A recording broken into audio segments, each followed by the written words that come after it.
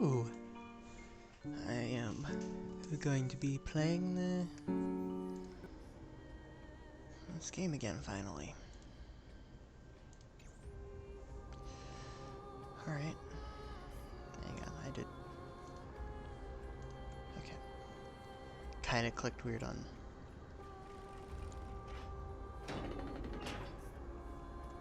Yeah. See if I can trigger the. No, it's not. 6 doesn't gonna. Words aren't gonna trigger. Is that? Looks like someone right Wow, there are so many of you!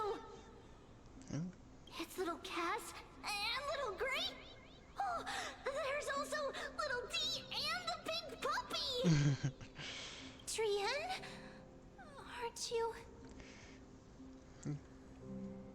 Dead? This is the first time I've encountered a deceased friend while going upstream in the River of Souls. It really works like this. Just like the other departed spirits we've encountered along the way, I'm also unable to sense the aura of the living on Lady Trian. She's golden. Just like Mighty is. It's the golden blood, I guess, right? Yup, you're right. Trian already knows that she'll not be able to return to everyone's side. But Trian believed that little Cass would eventually return to the Netherrealm. So, Trian has been standing here, at this spot closest to the world of the living, and waiting for little Cass. That's cute. Oh, it must have been very tough for you. But according to what Trian said, we're almost at the entrance of the Netherrealm. Trian promised Trevi and Trinan that when little Cass got here, Trian would get the gift ready and be the first person to run over and welcome you. So, little Cass, don't cry. Please, accept this. Except what? We finally finished it. Aww. That's so adorable. Wait. Oh my goodness, I'm covering up Trailblazer. Wielding their baseball bat. Looks more like just a club. It's Cass, Aglaya, Mighty. He, dang it, what's his name? Finon? There's,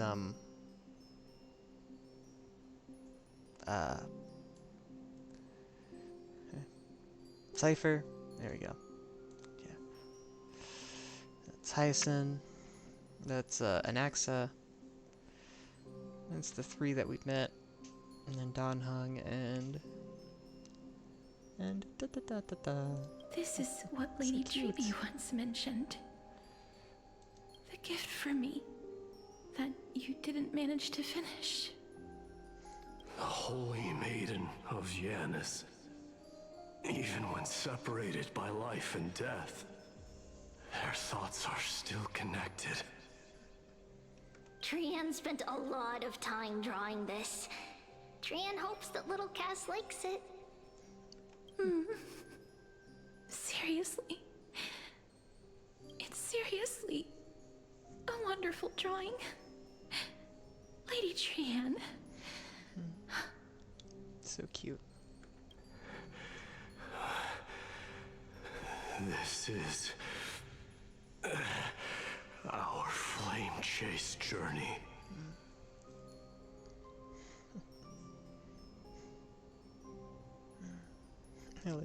I like how Cypher's got that little like cat face thing going on. Little Cass, we don't know what your journey was like before. Treeby has always said that it must have been a very harsh and frightening journey. But little Cass no longer has anything to fear now, because everyone is here with you in this flame chase journey! That's right. Only now, when I see Lady Trian's gift, do I realize that I've already obtained so many things I would never have dared to dream of since I embarked on the flame chase journey. And no one's touching. It's like no one's like got their hands. It's like no one's like hand touching. It's like no one's like drawn as like touching anyone. It's the first time I've gained so Just many noticed that. companions. The first time I picked up the hobbies of crafting and photography. The first time I had dinner with someone else. The first time I went to the market to buy the Chimera doll I'd liked for a very long time and hugged it to sleep. It's kind of sad and cute at the same time.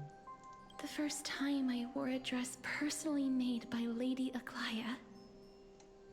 The first time I went for a walk with Lady Treeby, Lady Trian, and Lady Trinan.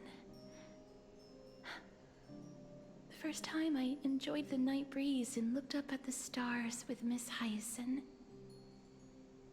The first time I took care of Dromasis with the Trailblazer.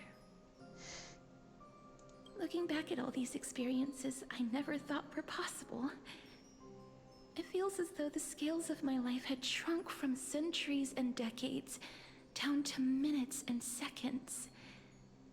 And all of them are so precious. I took countless photos in the past, but they're all black and white landscapes. I don't have a single one with friends. If I had known, I would have taken more pictures.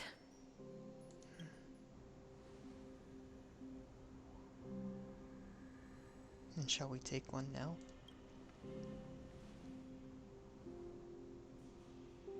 Trian says yes!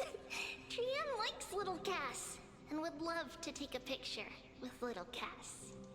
Sadly, being departed souls, our images cannot be captured in the world of the living. Oh, that's a shame.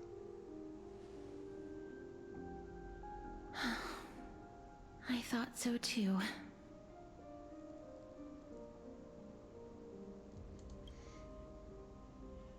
What? Are we seriously going to leave any room for regret? Do you plan on doing them?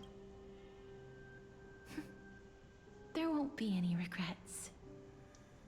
This vivid drawing surpasses any photograph from the world of the living.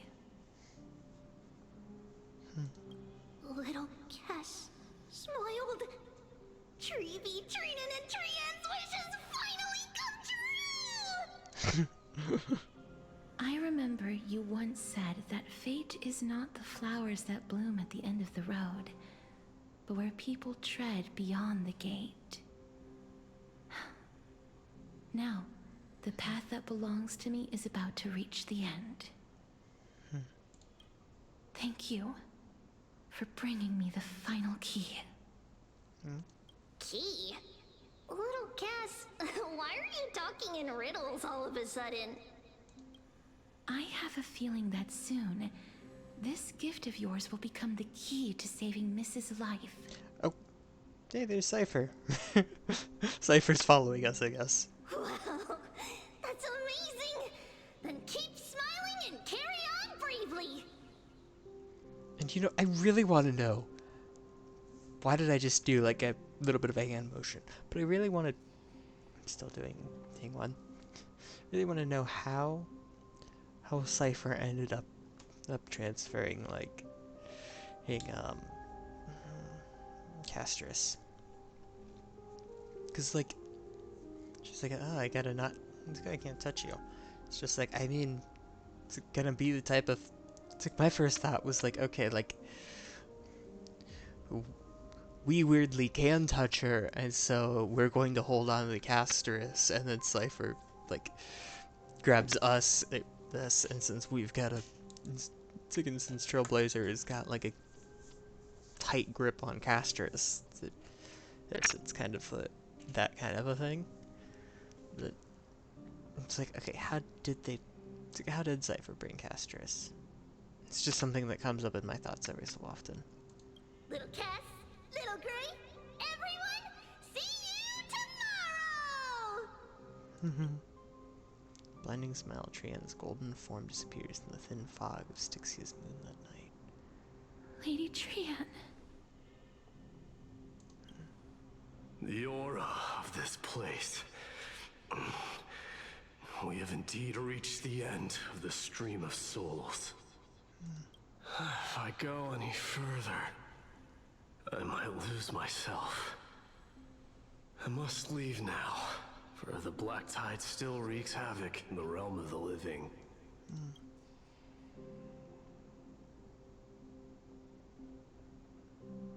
Can you find your way out, or don't you want to know the truth behind Thanatos? So ask, can you find your way out?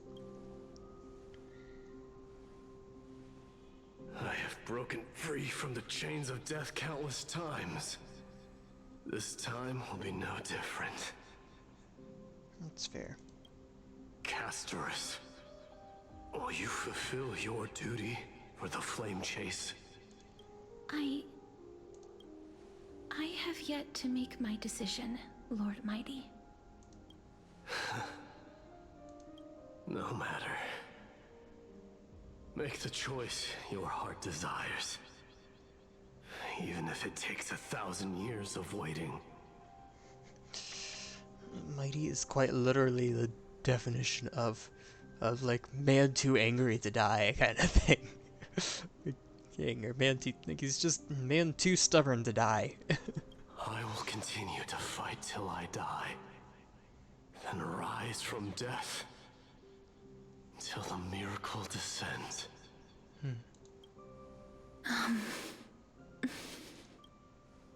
There is one more thing you should know, Lord Mighty. What is it? Professor Anaxa may have deduced the principles behind the Era Nova. You and I may be reincarnated as strife and death in the next cycle, becoming calamities wreaking havoc upon the world. I see. Capturing Cypher from way back there. Is that all? Are you going to accept such a fate without complaints? Tick Mighty. I'm still having to put a lot of focus on this. When I come back to the land of the living, then I can process this. Then I can actually spend some brain power processing in what you just said. Do you have a strategy to shatter the shackles of our fate?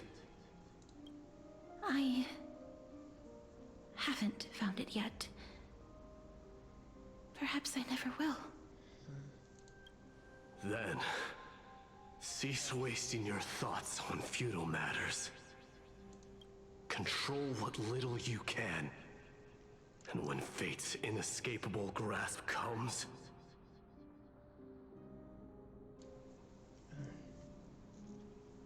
resist it with the strength of your mighty will.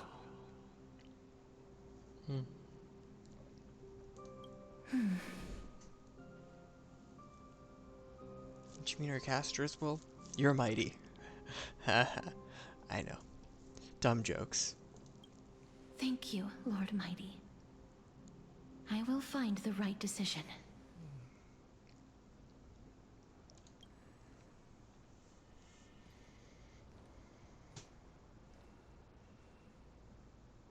In the name of strife, may you meet a fitting end. This must be the alchemical matrix the spirit mentioned. Let's see. We need to insert Aquila's sky, Georios' earth, Kephali's fire, Fagusa's ocean, and Nestia's love.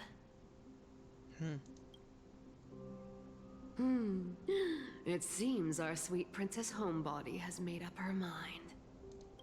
In that case, seamstress, I suppose I no longer need to deliver your message. My time is rather precious after all.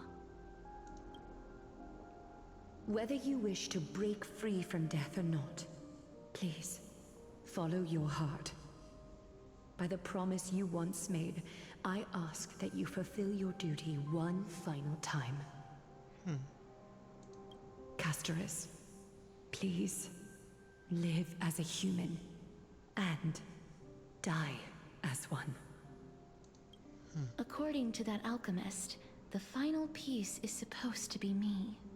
However, he is not privy to the past, and therefore cannot see the full picture. The past? I saw the twins of death in Kephali's memory, and now I am certain that I was one of them. The trial of the Hand of Shadow demanded taking the life of your family. I died during that trial, falling before the gate to the new world. And my sister, whom I never met, became the Titan Thanatos of this cycle. Ha. Ow, what the hell did I do there? Ha. I just jabbed my fingernail into my finger somehow, I guess. I don't know. Just ow. Now my finger really hurts.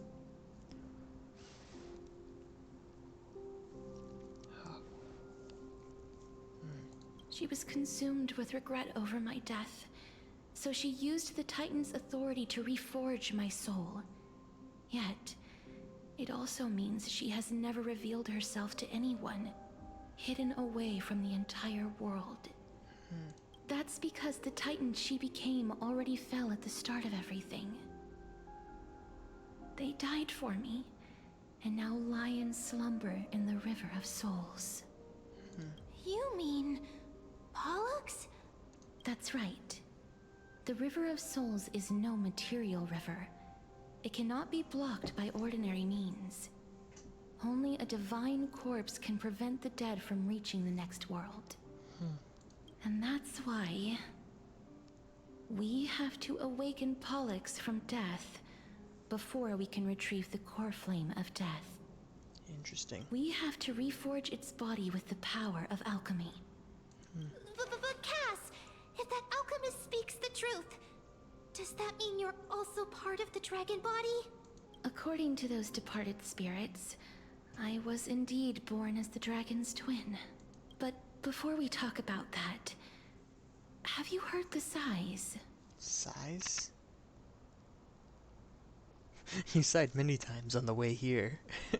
Or I did when I was collecting the souls. I said many times on the way here. No, not from me. The sounds that come from the memories when we were collecting the souls. Ah, I heard them too. So what are those? I think it's probably the sign of Pollux's wish being fulfilled. They must have realized how heavy a price they'd need to pay when they used their divine authority to resurrect a dead woman. That's why they exerted every ounce of their strength to send me to Styxia, a city that called for death, a land where none is hostile to death. They never saw their wish fulfilled and fell so prematurely, all because they wanted to give me a new life. Pollux must really want to know how their sister has been after giving their all to save her. That wish is the reason Pollux's soul still lingers in the mortal realm, even after their fall. Quietly watching and documenting every detail of their sister's life. Interesting. Ah, so instead of picking up objects on the way here, We were instead showing things to a strand of yearning that lingers here. Now, we must weave these yearnings together and restore them into Pollux's complete soul. but all of this is just a hypothesis, right? What if we go through with the ritual and it turns out totally different? It's an interesting thought, ma'am. That's fine. As Professor Anaxa often reminds us, such is the nature of alchemy. The true outcome can only be known once the process is complete. This is why alchemy is also known as the miracle of creation. Now, the puzzle of Pollux's yearnings is nearly complete, with only one final piece remaining. Yeah. I shall reveal what they have been yearning to know in the alchemical matrix.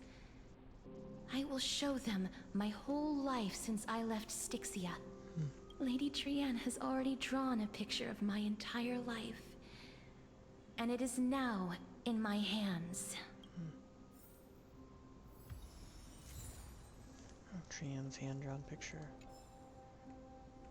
Borrow the Philosopher's Stone and complete the chemical ritual. Then, let the ritual begin.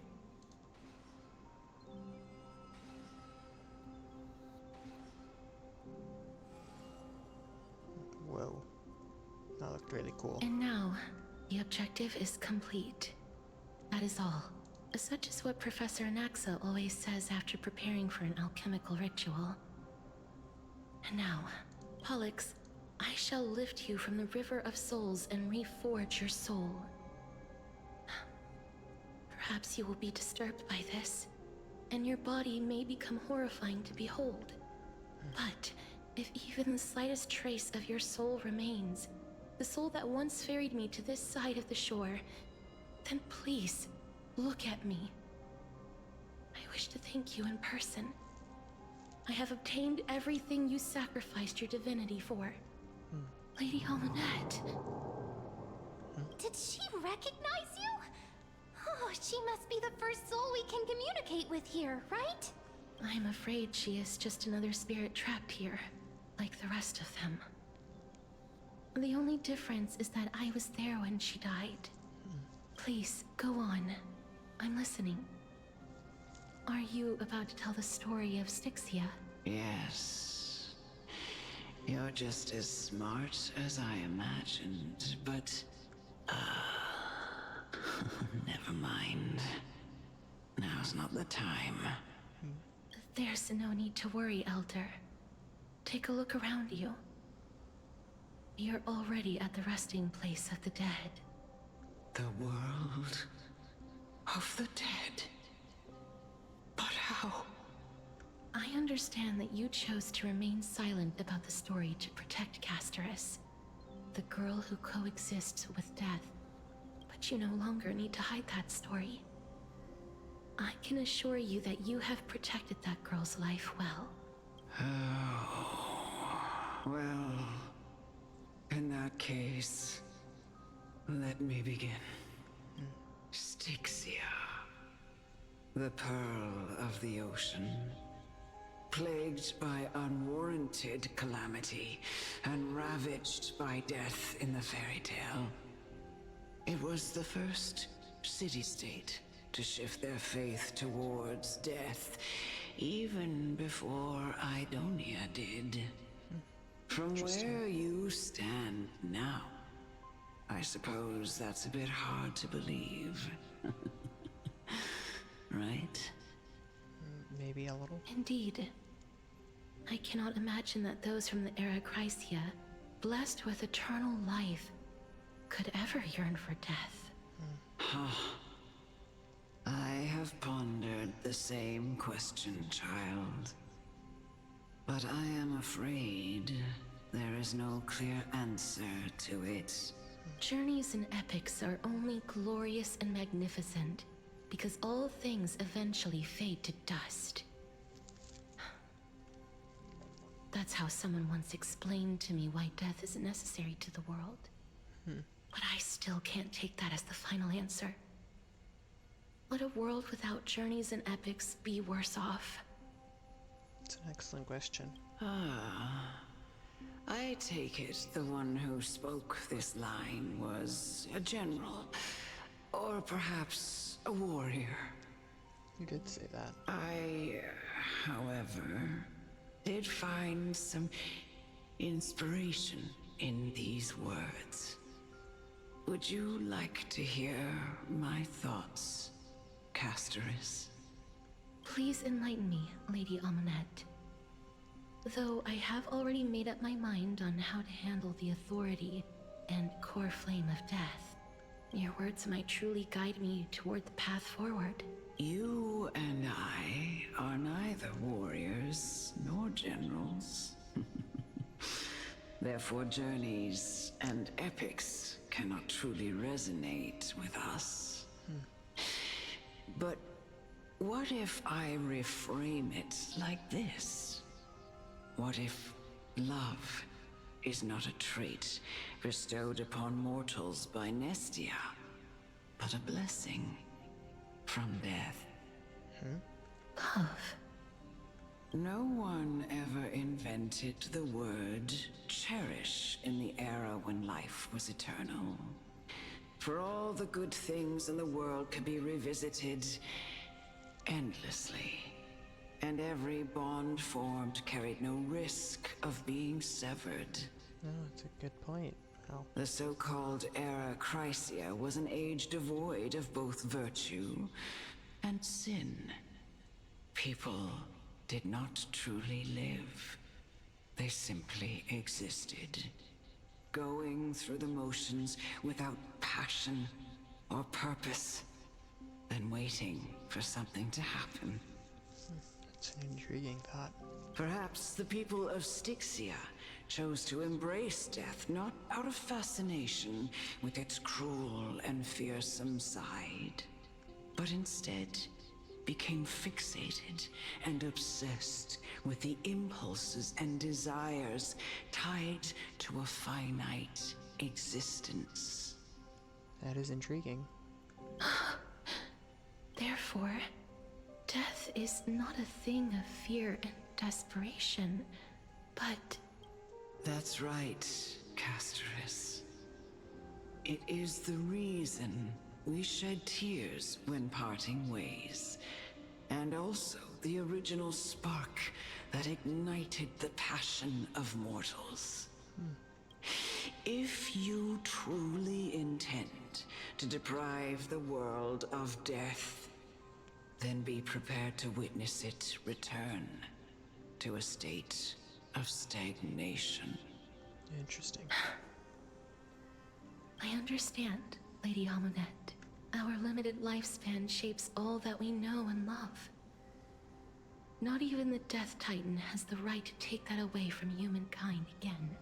Nestia's love was the chrysalis of Gold's first blessing, but it most likely wasn't understood by mankind. We only learned to interpret this wonderful gift after Thanatos' arrival. If the world was bereft of death, then the Queen of Styxia wouldn't have played a midwife in delivering me into this world. You wouldn't have welcomed me into Idonia, and Aglaya would never have invited me to join the Flame Chase journey. None of these stories would ever have happened. It's intriguing. And I would never have lived, let alone found happiness. Thank you, Mother. Oh. I will use all the love I've experienced in this long life to complete the final miracle. My teacher, Anaxagoras, grant me the wisdom of all things. I call upon thee, the stripped dead dragon's corpse.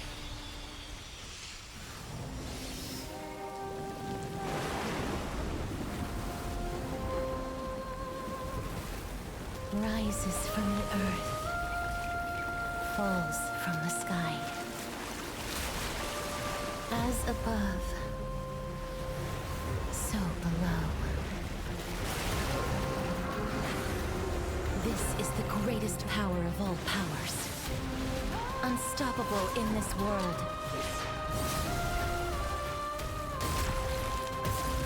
The great work that commands all death. I shall grant you embrace.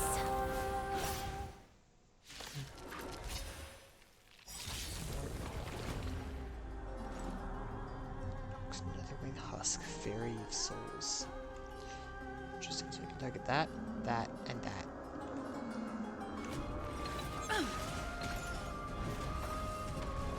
Really bold? How many targets HP is reduced? Accumulate is desperate bubble. Interesting. On reaching the limit, remove damage mitigation and enter the enhanced state. Oh, hey! Is the girl Whoa. who once saved my life truly gone? What's wrong? Or will you show yourself again once we eradicate this hatred and regret? You've just got to expand your thinking. Raise barriers of the unknown and watch them crumble. Curiosity. Endless riddles. But the answer is nothing but a void. All at once, the door to a whole new world. Glimpse the unknown for a moment and let it captivate you. You must be honored to meet me. Huh? Do you know who I am? Ever see a diamond this big? Oh, it's all yours. This is really intriguing.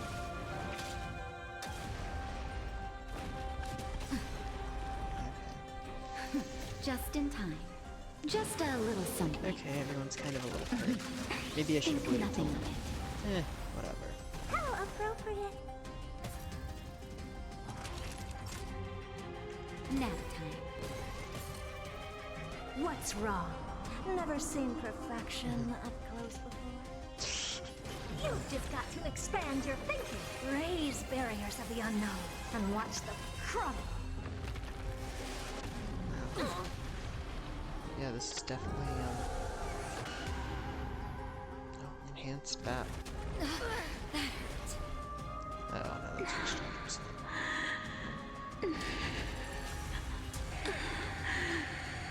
And I know you're anxious. Shh. Don't be afraid.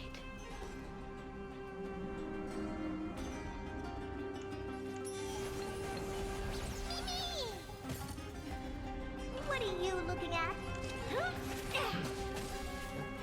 Lowering the percentage now. Time for a shot. Each hit we do. Interesting.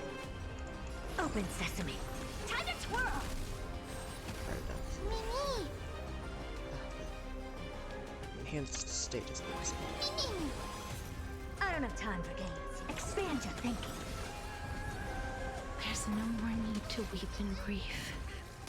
I will grant you peace.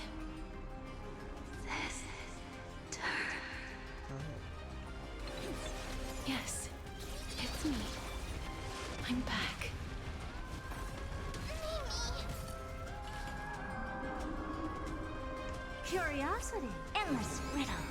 I don't know Nothing why I but a was boy. holding off.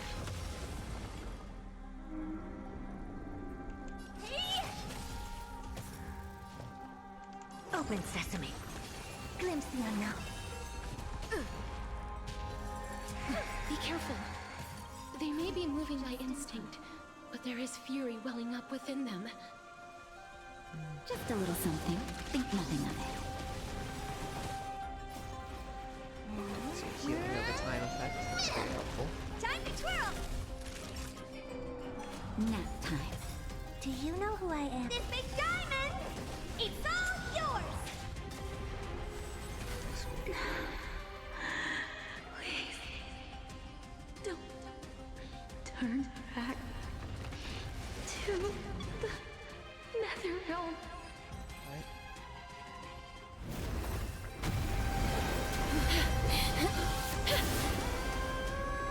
Oh, death. Sleep in peace. Whoa.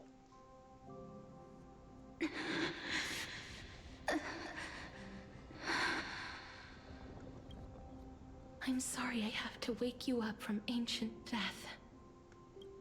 And I know you're anxious. Shh. Don't be afraid. Do you remember me? I'm the girl you once carried across the Sea of Souls. I'm sorry I wasn't able to remember you, but with the help of many people, I was finally able to pick up these broken fragments of my past. I'm back, Pollux.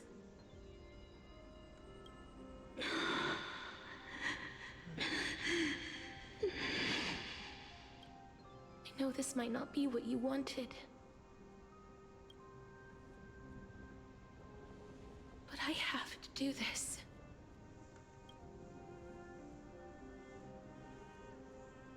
So please, carry me across the Sea of Souls again and return me to the Netherrealm, just like you did in the past. Please take me to where the core flame of death rests.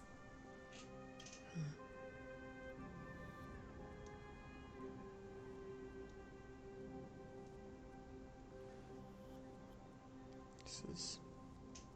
I'll be going now. It's like, we don't have to go and do an egg, right? There's a treasure chest there. It's right They over may here. look scary, but as long...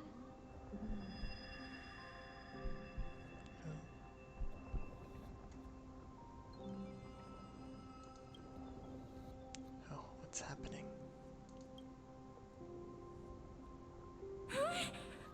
What's wrong? It's like, oh, I feel dizzy. Are you... What's wrong with her? Her time is almost up.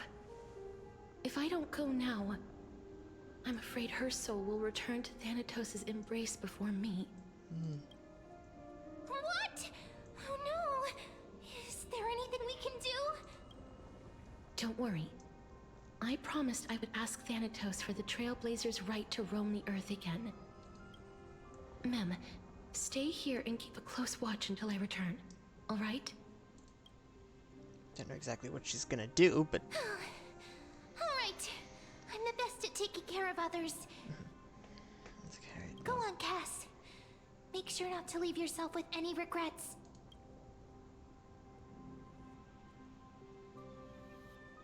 Let's take your time. I can still hold out.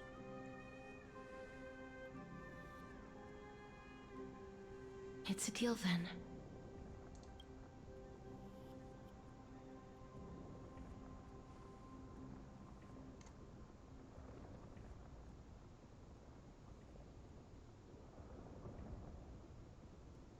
Please.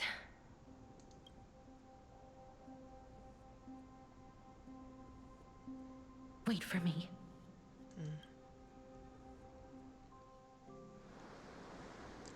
You sit in your little dinghy, eager to hear my song and follow closely behind. Please venture not with me into the vast sea, for perhaps without seeing me you will lose your way in the ocean. After all that, How are you supposed to read all of that? That was very fast.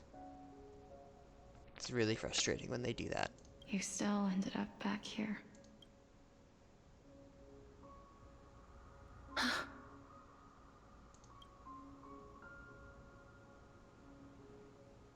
So the legends were true.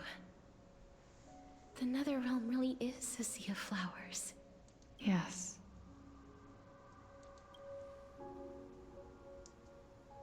Just like the flower fields we tended to back then. Is that you, Plixia? Do you remember me?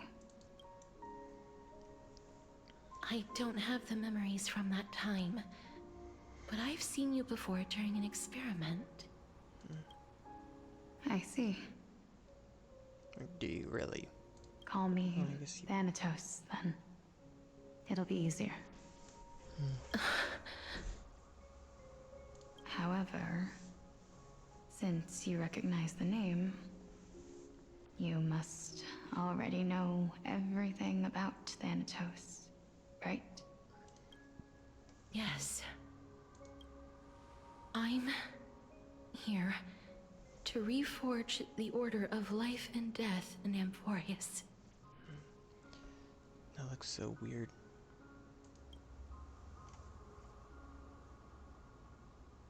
You know, my sister was a sympathetic, but rather sensitive person.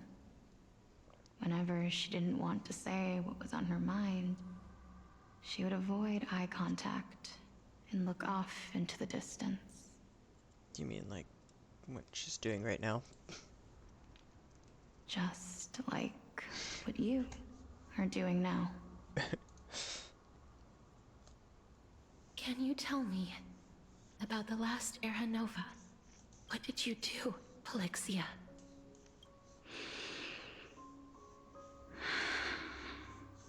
Where should I begin? I suppose we can start from the beginning.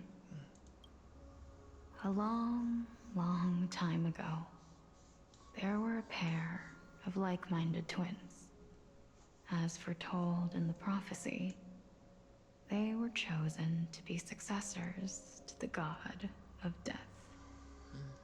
But fate was cruel. The price of attaining divinity was to take the life of a family member with our own hands. That trial was indeed recorded in that memory. Then you should already know that my sister voluntarily gave up her own life, so that I could ascend as the demigod of death. But I couldn't accept that. Why did we have to kill each other for a future she'd never see herself? That's not fair. So, while weaving the laws of the new world, I shattered the forbidden bottom line for life and death. I reshaped my sister's soul and took the form of the great dragon Pollux to carry her up the River of Souls and back into the mortal realm. But our fates were already decided and manifested in unexpected ways in response to my futile actions. Aging is an unbreakable law of nature laid upon humankind, created at the same time as death. When the living die, their souls will meet Thanatos, who would determine where every soul goes. If the Reaper raises their left hand, the soul is granted death and allowed to enter the Netherrealm to await reincarnation. If they raise their right hand, the soul is rejected by the Netherrealm and returned to the mortal realm to continue walking the earth. That's why the Hand of Shadow can only lay down judgment and not embrace another being. Yes. Death was originally a pair of hands, but they were split in twain when we reached the mortal realm, never to touch each other ever again. The half of Thanatos that represents life, the undying human who grants death, that was the curse I forced upon you. Then, what about you? As the half of Thanatos representing death, I shoulder the fate of defying death. I died the moment I entered the world of the living. From then on, my Titan also no longer existed in this world. The cycle of life and death stopped. Souls were denied their audience with death, and were left stranded within an ever-rising river of the dead. What irony. My selfish desire to save your life gave you and the world a fate far worse than death instead. Then, what was left of my reason was left behind in the Netherrealm, where I've been taking care of these flowers day after day, until there is now a sea of them, all while mulling over the subject of life, death, parting, and enduring an endless loneliness.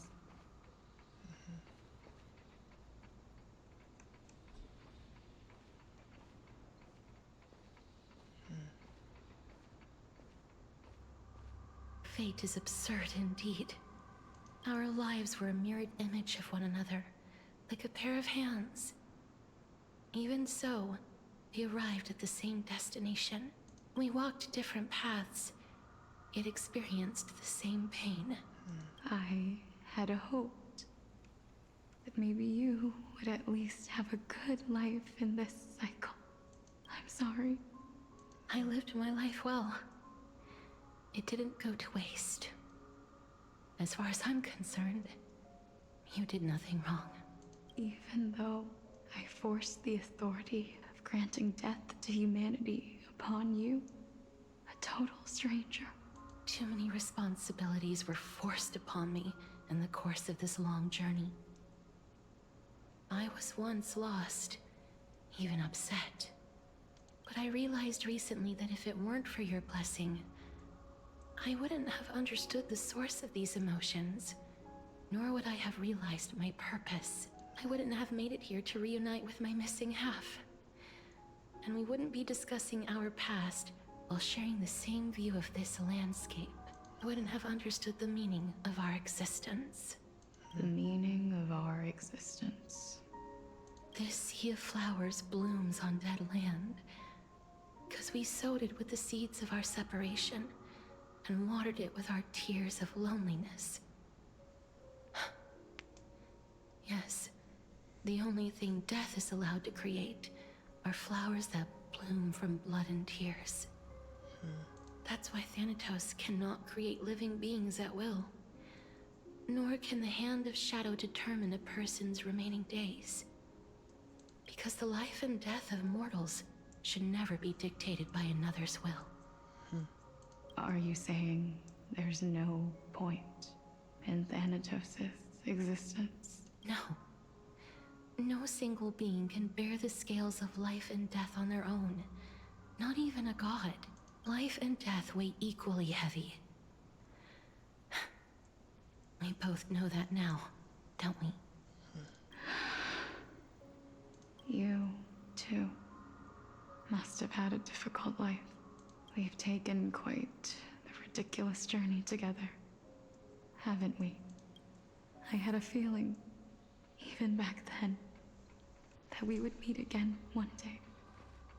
Not to embrace one another after a long separation, but to come in search of retribution. Tell me the answer that's already been written, and let us draw this seemingly endless fate to a close.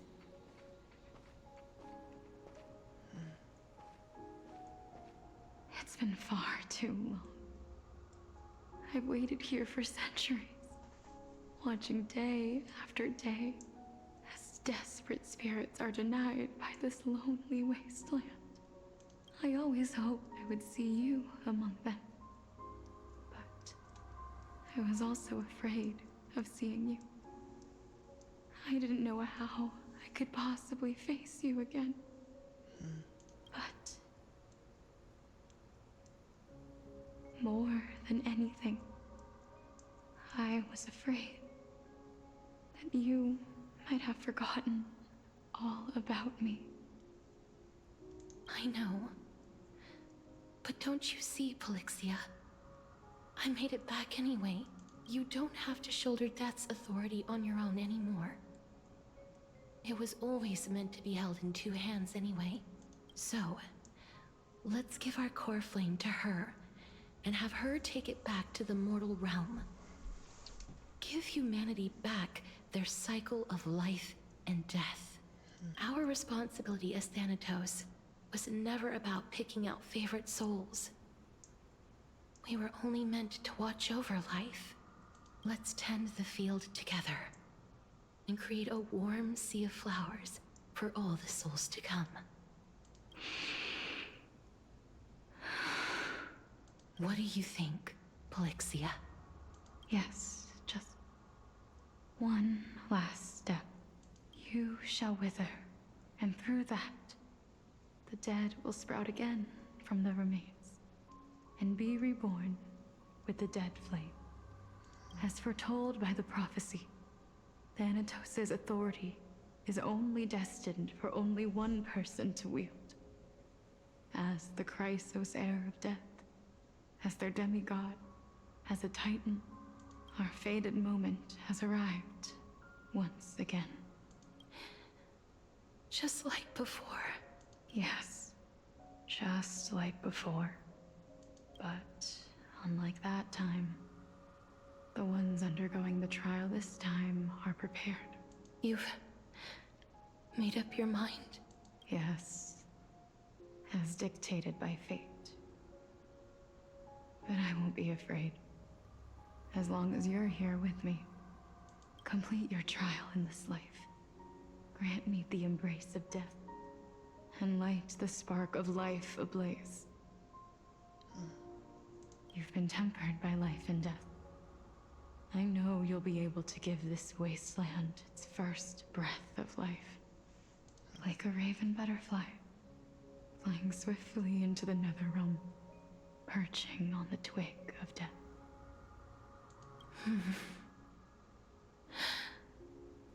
I will.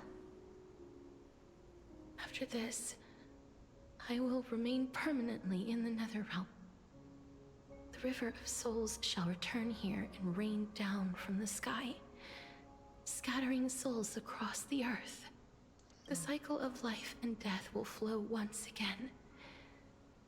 This sea of flowers you sowed shall bear countless joyous or sorrowful souls, and bloom evermore.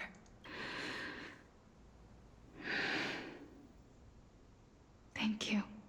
Just one last thing. Can you grant me one wish? Of course. What is it? Please, don't forget me. I promise you, when we meet in the next world, even if I have endured another reincarnation, even if we do not know each other's names, I will still hold you tightly in my arms. Just like what I did when we were born. Casterus. Casterus, you're as beautiful as a fleeting butterfly.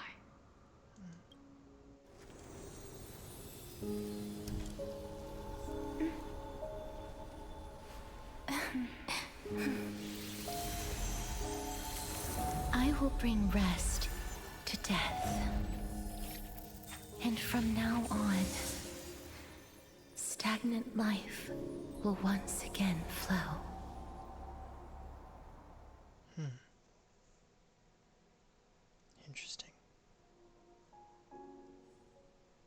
access POV. Okay, was not expecting that. Same time at Akama. Okay. Oh, loud cheers from afar. Time flies.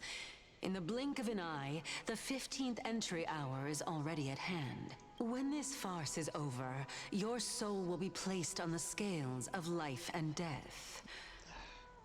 Are you ready? Why do I always just get these messages? No need to ask so many times. Of course I am. Then why do you drag your feet? Is your fear of crowds holding you back again? I simply find them too noisy. Paying attention to conceited fools like them would be an utter waste of my time. Yeah, I agree with you, Unaxa. Crowds are too noisy. Such harsh words. As I see it, you are no less arrogant than they are. I couldn't agree more. I may not agree on a lot of other things, but I do agree with Unaxa. I may not agree with them on a bunch of other, good much of anything else, but I do definitely agree with them that crowds are noisy. Oh. I did not expect to hear that from you. Are you not going to refute me? I know myself better than you think I do. At the very least, better than a stowaway like you. And they say men whose ends are nigh have but kind words. I mean, maybe they do. If they're not, like, basically, like, connected in this weird way like he is to you. Well, that is exactly why I chose you. Should I thank you for the compliment? The hour of the trial has come. Do you have an answer for me? And how will you prove the veracity of your argument? I suppose there is no point in putting this off any longer. Do you recall where we stopped the last time? You were saying that Amphorius's history is cyclical. Indeed. The demigods that bear the core flames eventually become the new titans at the world's end. Remember what happened on the Holy Mountain? Calypso, Naias. As their destined ends approached, one by one they left this world, leaving only the twins, who are fated to succeed death. Unfortunately, while their journey is consistent with ours, you and Calypso, as well as Nikador and Naias, act as supporting evidence. I can only come up with a rough sketch for my theory of a cyclical history. For all the pains I took to reach this point, I had already lost hope of ever obtaining definitive proof. After all, the past is in the past. Proving that we are the legacies of heroes of the past is a hopeless endeavor. That is, until I met a girl named Polixia and her sister. If Castorus was truly sent from the past to the present for the Titan's self-serving reasons, then having lived through 2 cycles, and with Styxia as the pivot, she will no doubt be the link to connect all of this together. If the Twins of Death can bridge 2 cycles to reunite at the shores of the Sea of Souls, then my hypothesis will no longer be just a hypothesis. And you too will get the answer to your question. Well, that is all well and good, but how can you be so sure? If there is even the slightest error in your hypothesis, the girl will be shattered. It matters not. The most important quality a scholar must possess is foolhardiness. If you are overly cautious, then you'll never have the gumption to make the first step, and change will never come. Yeah, that is important that you have to actually, like, make that first step, yeah. Besides, I, an Exagoras, am destined to overturn this farcical world. Come, let us go and teach those pathetic worms one final lesson. Okay then. Dream bubble and slumber. Ally target's HP is reduced. Accumulates strength and desperate bubble upon reaching a limit of the box to advance its action and to be hit state in its next turn. Hit state attacks against Pollux with the long arms of sorrow can reduce desperate bubble and restores allies' HP. Desperate bubble depletes, dispels the enhanced state. Okay. Yeah. Indulging slumber decreases damage received by enemy targets when this target deals damage to them. Restored target's HP to a certain threshold to dispel this effect. Interesting. Actually, I'm going to duck away for a moment, if you don't mind, and use the bathroom.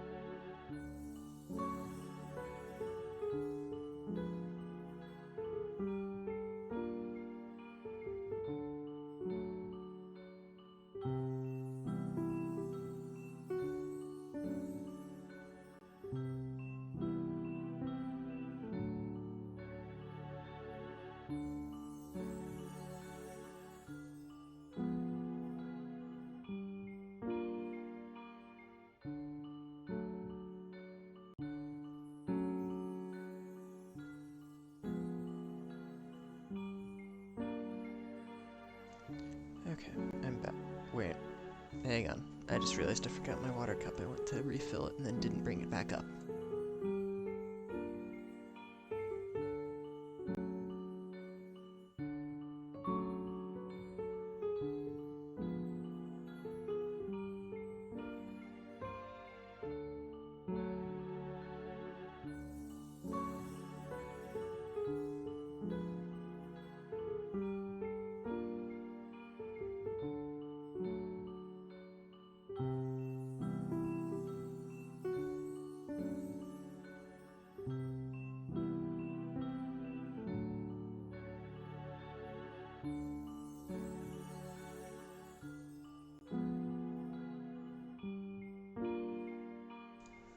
Whew, wow.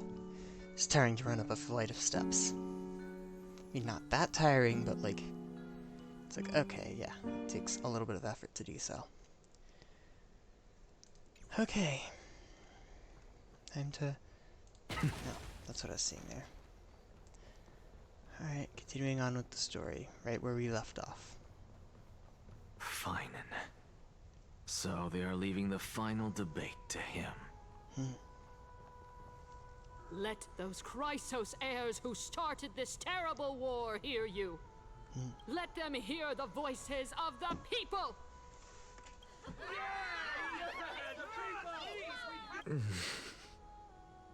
As always, that woman knows how to stir up a crowd.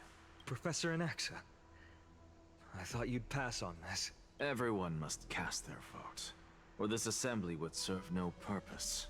Prof, do you truly think it's wise to entrust the fate of the world to an assembly like this?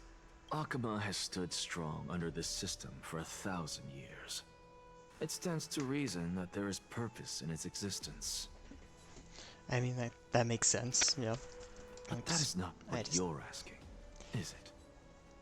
What you really want to know is Aglaya making the right decision in entrusting the fate of the world to you?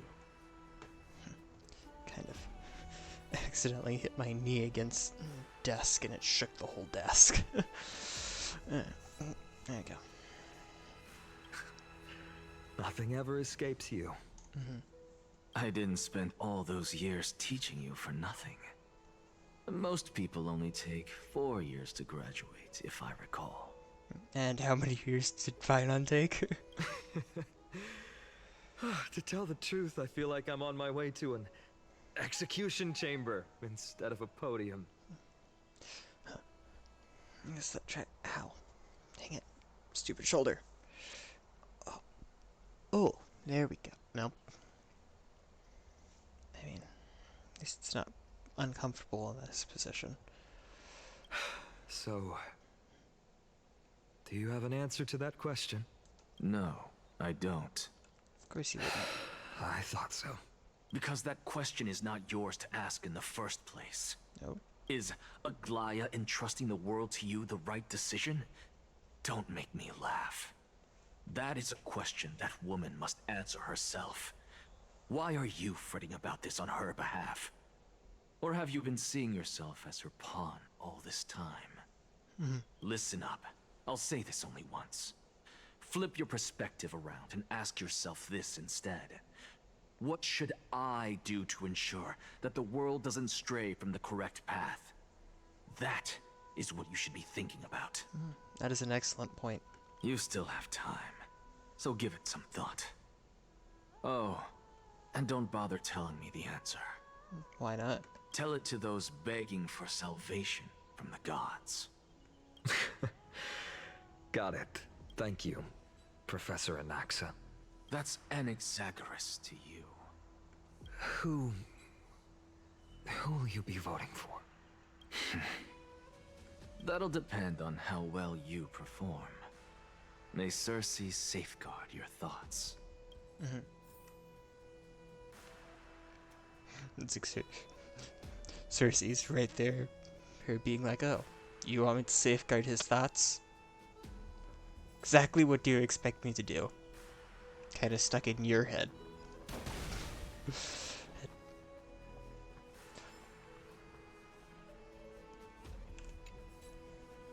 Lord Anaxa, you're finally here. Last speaker for the assembly will be taking the stage soon. The resolution will be passed after that.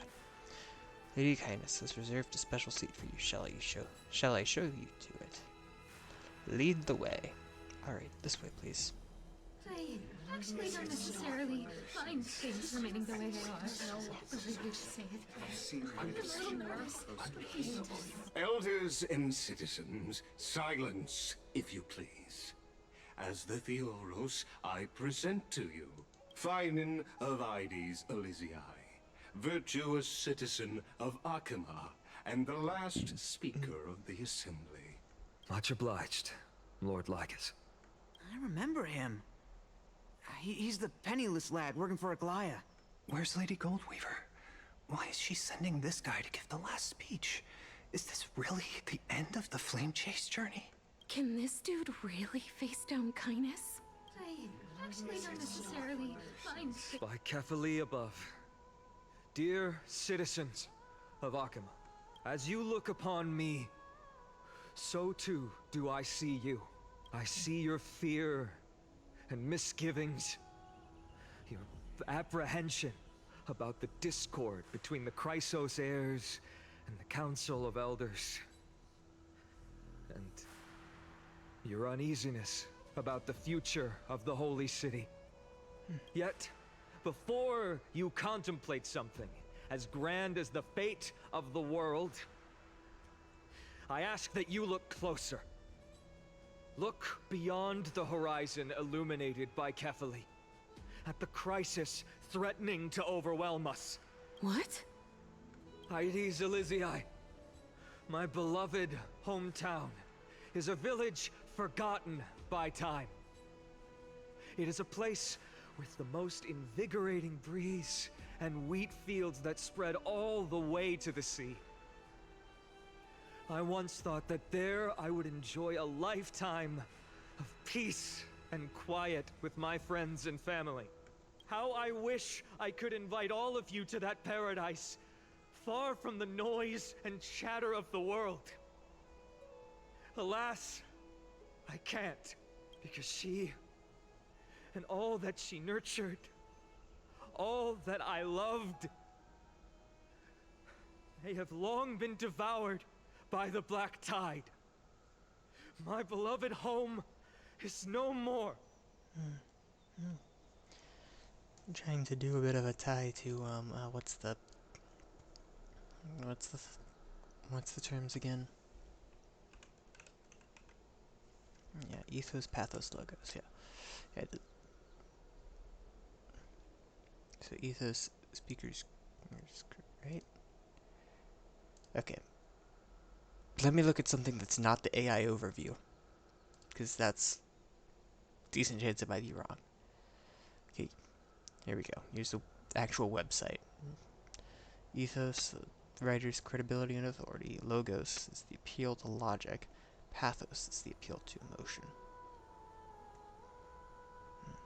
So he's making use of pathos, appealing to emotion.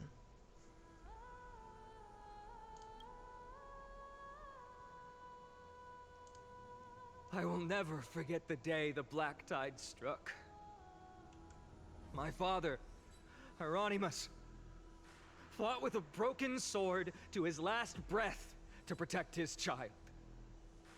My mother, Aldada, she was ripped apart by monsters.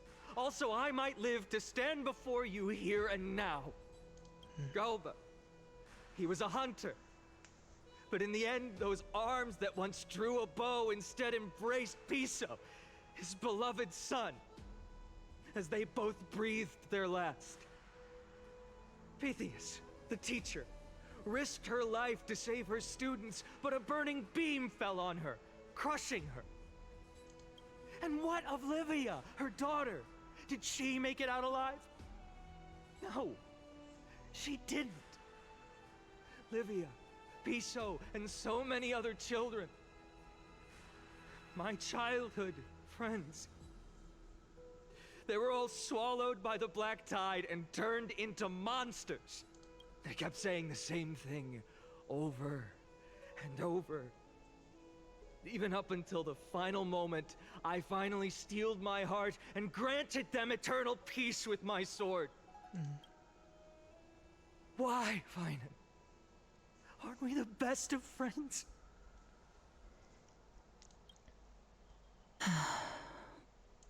That is the Black Tide. A looming threat that can bring Akuma to its knees any time. Kindness may have promised that with the 3 Titans of Calamity gone, Akuma will return to an era Chrysia once more, but... much as it pains me, I must disappoint you. While the demigod of strife has done everything in his power to hold them back, they are still coming. By now, the name of that black-robed swordmaster, the Flame Reaper, has likely echoed throughout the city already. The roaring thunder is a message from the strife demigod. The Flame Reaver has risen from death, and they hunger for the core flames of the gods.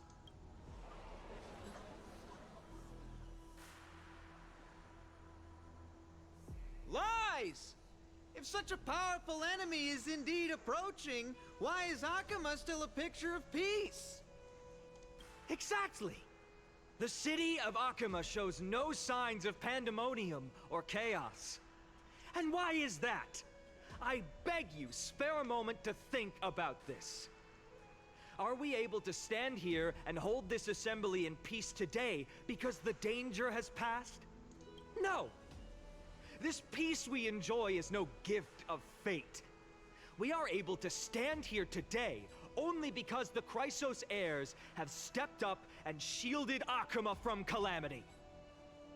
With her golden threads, Aglaya has preserved and continues to preserve these idyllic days that all of you hold dear.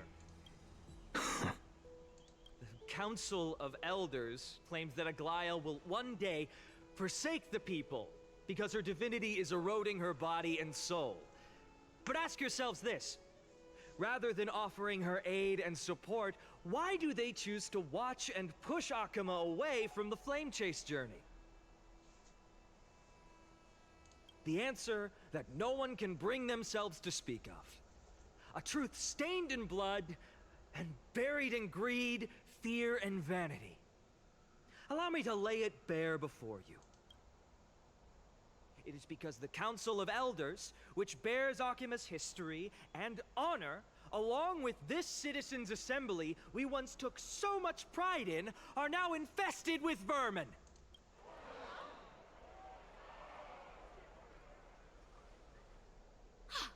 You insolent whelp! How dare you! It is true that Aglaya has reached her limit. Why? Because she has been working tirelessly to weave the defenses of our holy city against the encroaching evil. All while these vermin are making up baseless accusations about her and scheming in the shadows.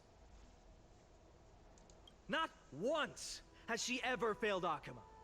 Yet these vermin attempt to tear her apart, tarnishing her name with unfounded allegations.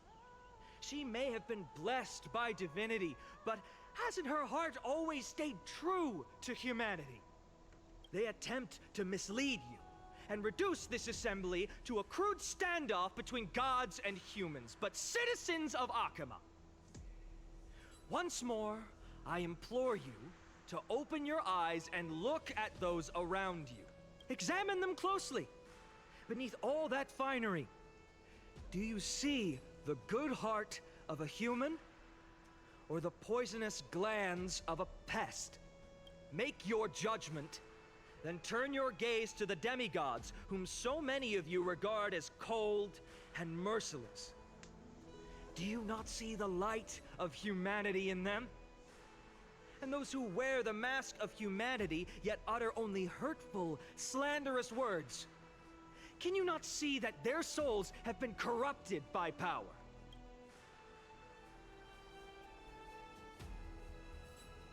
Yet, no matter what your answer is, and no matter who your vote goes to, rest assured that you have nothing to fear. For Aglaya, Trebios, and I, will remain your faithful guardians and pledge our lives to upholding your decision. And this vow will stay true until the end of our days, where it will be passed on to future flame chasers. A steadfast and unwavering promise that shall endure through the ages. Absolutely right. The Christ heirs have only our best interests in mind. I still don't understand it. You will never believe our tea times are always have to end. So, Here in Uproar, representative leaders from different cities in Akima throw pieces of pottery into the Dolium. At the present time, on the scales of Talentum, those who call for the continuation of the Flame Chase journey, and those who demand its suspension. Each faction holds an equal share of votes, resulting in a perfect balance. Oh, wow. It's an equal 50-50. Okay, that's kind of funny. Like, wow. A 50-50. Hey. Stupid. As expected. This is the moment when the Flame Chase journey is the closest to its end. And now, it's your turn to vote, Lord Anaxagoras. Is there anyone else who hasn't voted? No, you're the last. Cast your vote with care, for your decision will break this impasse. Wow. Everyone else has voted. He's the last one, and it's currently 50-50. So literally, his vote is the deciding choice. I have long since made a decision. Very well. May you bring much needed change to this farcical world. Into the Dolium and place the last vote. who will he vote for? I was not expecting to hear that in my right ear.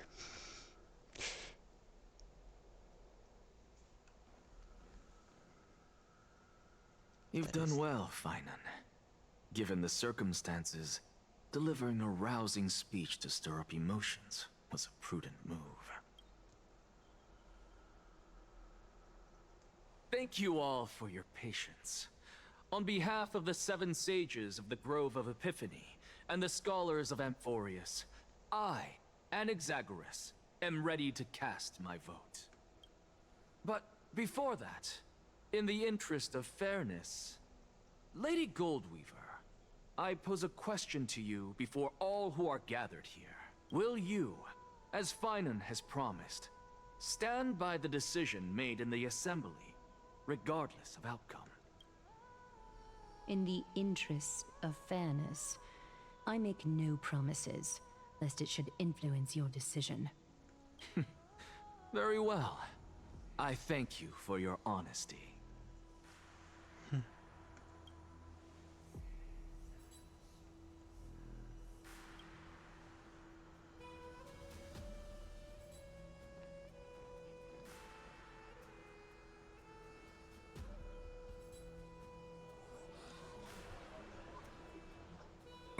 What's he doing? The stakes are high. Let's be patient. Cut the act! Who do you think you are wasting our time like this? Lord Anaxa, please do not forget that I... Rule number 1.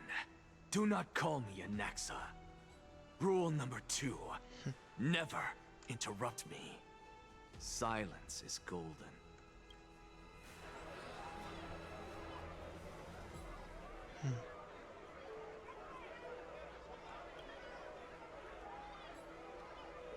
Just vote already. What are you waiting for?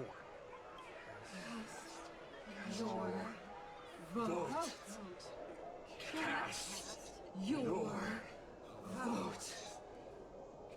Cast your vote.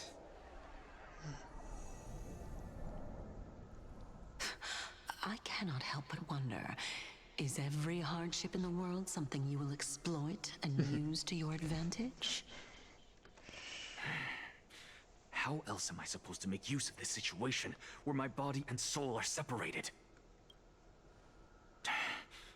Oh, Circes. Or should I say Calypso? Accompany me on this final journey.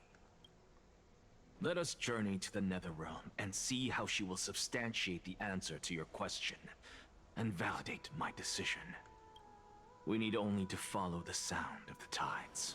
People are just like, what the hell are you doing? Why haven't you voted?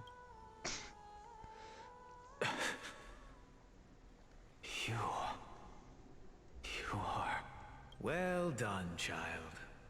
Just as I foresaw, you have achieved great things. Teacher. What a twist of fate. A blasphemer raised in the doctrines of the Venerationists. It's like a foal kicking its mother in the belly after taking all her milk. I respect you immensely, sir, but... You cherish the truth even more. So, child, do not be troubled by the criticisms I have borne. Do not let those voices hinder you as you forge ahead. As the sage of the Venerationists, I am duty-bound to oppose you. But, as your friend and mentor, Anaxagoras, I say, go forth, for the truth is already in your hands. I will keep that in mind. Go now, child. Your lonely pursuit is about to welcome a new chapter. And when you reach the end of this journey, may we meet again with the truth before us.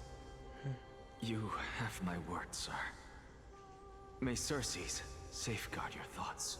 May Circes safeguard your thoughts. You are right, Empedocles.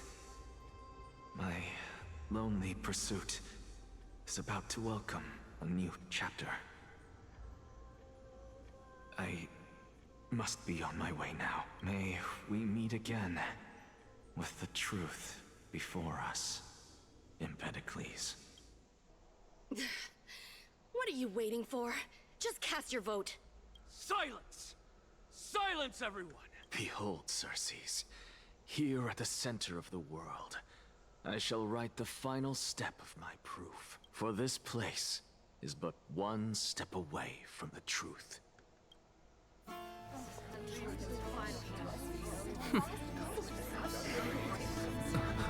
Professor, I completed the proof you wanted.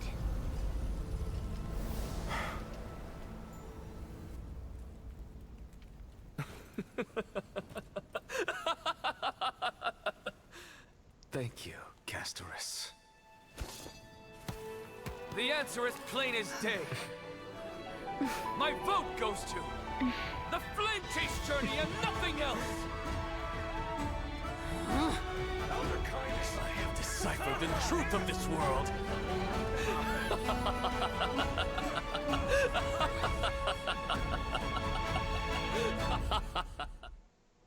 With the balance shattered, the result is clear. By carefully enter Lenten above, as the Theoros I have observed. He wouldn't have been able to have that great moment like that if it hadn't been for the fact that the vote had been perfectly 50-50 before his vote. If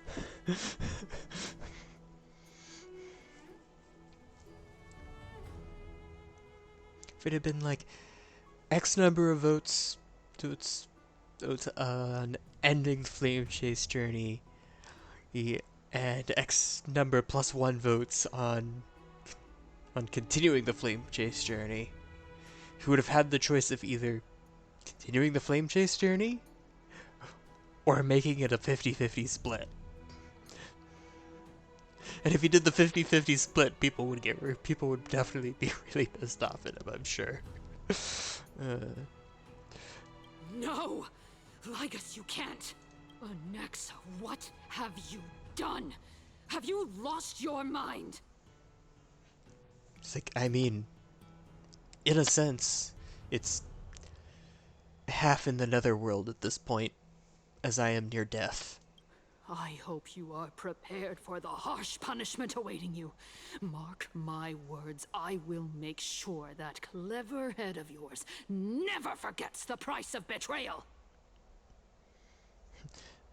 The convention, he's like, you won't be able to punish me, as I am just moments from death. Have you forgotten? I told you that happens to be one of my rare talents. You put on such a grand performance, just to aid their preposterous flame chase journey? Performance? No, you are quite mistaken. I may be paranoid by nature, but I've always been known for my honesty. If you really understood me, Lady Kindness, you'd realize that I never had any interest in your pathetic little game of politics. Factions, standpoints, they are jokes in my eyes.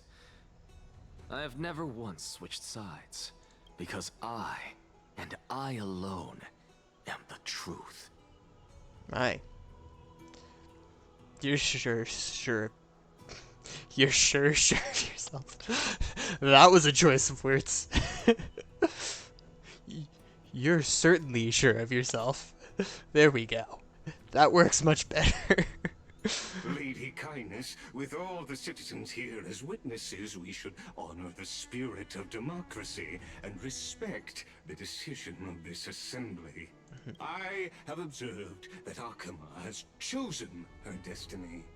This citizens' assembly has resolved to continue the flame chase journey. This resolution shall be put up on the wall of heroes, such that all citizens are aware of the city's way forward. You! It seems not everyone is ready for the assembly to end. Very well. Let me entertain you for a little longer. By your leave, Lord Lycus. Interesting. Elders and citizens, your attention, please.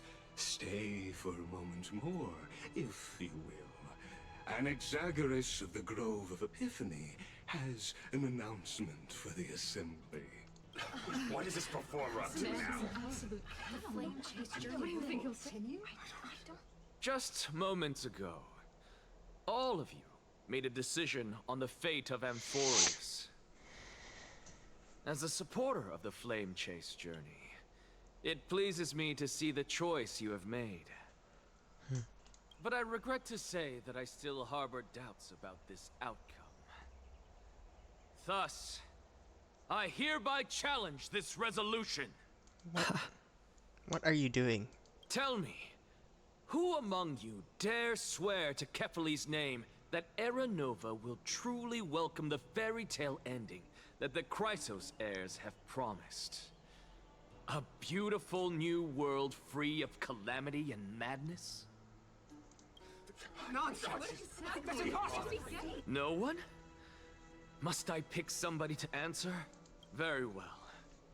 You, the one acting so wise and profound, in front of all present here, do you dare swear that it will happen for sure? No? Fine. Next. You, the one with ignorance written all over your face. Yes, you. Do you dare swear by it in front of the Titan? What are you trying to do? Useless. Your turn, then. With that smug look of yours, you must be confident that the Flame Chase journey is the best course to take, right? Hey! Mind your tongue! So, no one? I see. In that case, Finan, answer me this. Your speech was filled with such passion just now. How confident, then, are you in making this promise? Professor, what are you doing? Let him continue with his performance.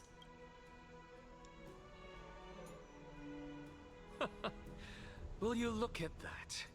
Even Finan and Aglaya lack the courage to make such a promise.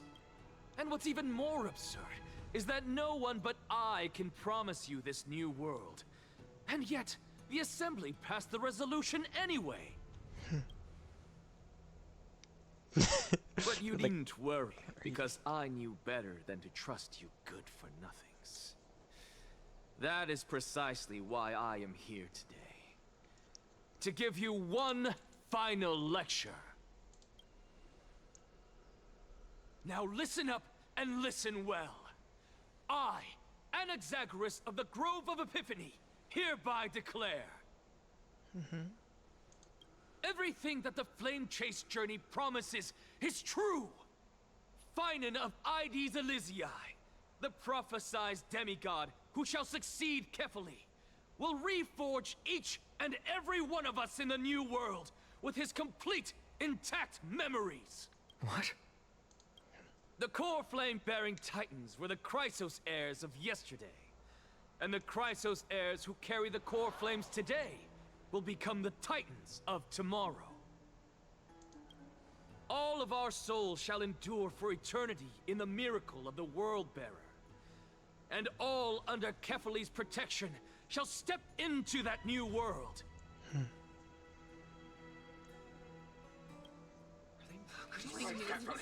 This is your blasphemy! It's definitely, What? Are you saying that we must bow down to you and worship you, even in our next lives? Enough, you blasphemous imbecile! How dare you try to deceive us with all these lies and falsehoods? How can you prove? I told you, don't interrupt me. But since you've asked, I shall be kind and indulge you. My statements are based on my experiments on the divine body of Kefali themselves. You heard me correctly, everyone.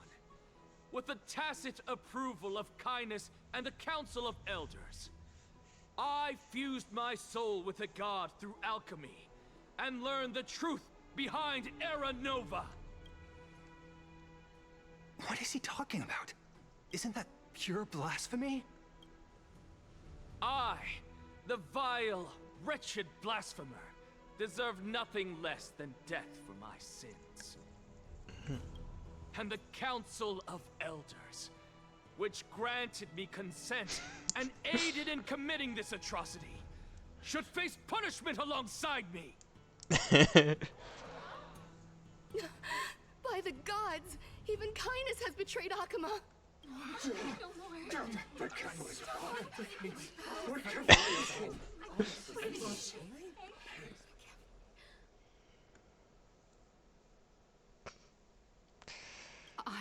I had no knowledge of his transgressions. He did that on his own. The Council of Elders bears no responsibility for his actions. Lord Lygus, as the esteemed Theoros, are you going to simply stand by and allow the Council of Elders to be dragged through the mud? If the accusation is true, I will acknowledge it. If not, my conscience stands unburdened. Lady Kindness, the reputation of the Council of Elders was not built in a day, nor will it be shattered overnight. Repercussions await those who fool the people, and punishment must be meted out on those who abandon their vows. We should respect this beautiful city and her people. You... Lady Aglaya, the Gold Weaver, I humbly ask that you take on the responsibility of overseeing this judgment in the name of the fairness of Talantin and the justice of Kefali. Considering the circumstances, and in accordance with Akuma's codex as the only demigod among us, you shall rightfully wield this authority. The honor is mine to bear. How is this permitted? Elders and citizens, silence, if you please. Anaxagoras of the Grove of Epiphany has made his statement clear. As per Akuma's codex, I request all present citizens to stand with me in exercising the right of judgment. First, Elder Kindness of Akuma, and Lygus the Theoros, stand accused of neglecting their duties and abusing the law, leading to the egregious blasphemy against a god. In the names of Talantan and Kefili, Akama is to form a committee before the 7th action hour to conduct an investigation and disclose the findings to the public for subsequent judgment. That's what we deserve! Curse you! Now, concerning Anaxagoras of the Grove of Epiphany, he has confessed to grave blasphemy against Kefili. In the names of Talantan and Kefili, the accused must be allowed to hear the people's voice prior to the execution, for a chance at a reduced sentence and possible pardon.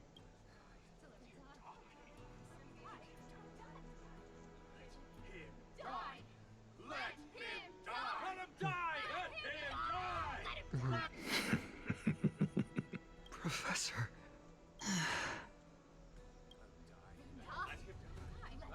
Okay, yeah. Let him die!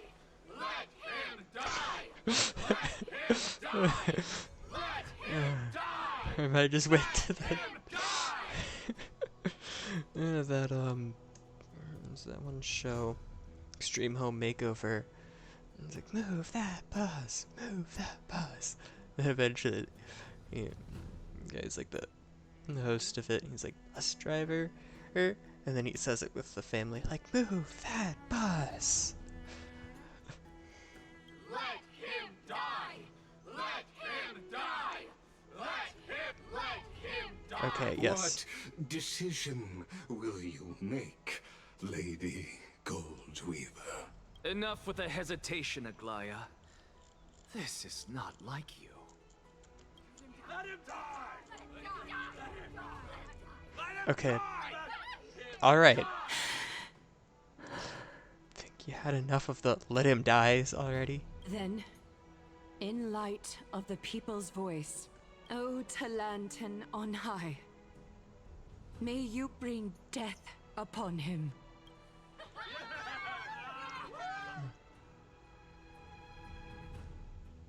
Turning to the Trailblazers POV. Okay. Oh, a sea of flowers? What is this place?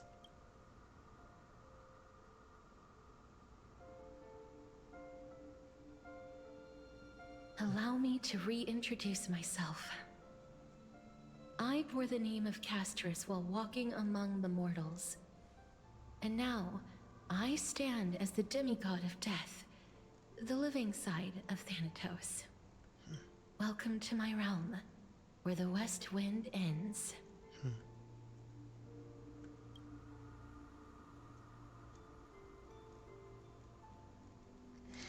Mom, I made it. My character arc is finally done. What is... Why is that? It's so silly.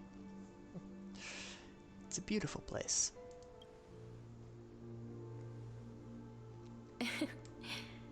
Every departed soul who has arrived here has expressed the same. Did you know? Every flower here was planted by Thanatos themselves. These flowers were originally both lifeless and immortal, but in the first rain brought by the River of Souls, they were given new life, flourishing as the bearers of countless souls. And it is my duty as the Master of Death to tend to their well-being and foster their growth in this serene haven. Interesting. Similar to the structured cycle of life and death in the mortal world, these flowers too shall wither and fade, returning to the earth and then ascending to the sky with mist and tides. Interesting. Eventually, they will descend to the mortal land as gentle rain. Every soul undergoes the perpetual cycle of reincarnation, albeit in varied forms, until the world meets its end. Yet, sadly, there's no time left for Amphorius to wait for when the flowers bloom again. Now, death is the power at my fingertips. It once led the souls of the deceased here, but I I shall open the gate of the Netherworld and return you to the realm of the living. In exchange, please take the core flame of death with you and complete the flame chase journey. Do not let our work thus far be in vain. Do you have my word you're not going back? Or but at what cost? Oh, I'm so tempted to say but at what cost, where you're not going back? But at what cost? Rest assured, defying death is Thanatos' divine authority. Fortunately, your soul hasn't dissipated. This is not a resurrection, but the extradition of a dying person back to the present world. So you're not going back.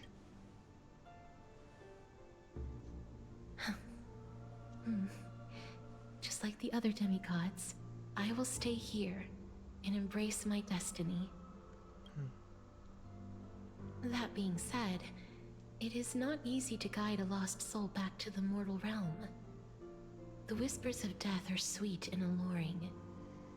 If your determination wavers, you will succumb and be forever ensnared by the Netherworld's grasp. Please consider this a one-time exception. I will do everything in my power for the flame chase journey. And for your life, the only life I can save. I'll do my best. I am glad to hear that.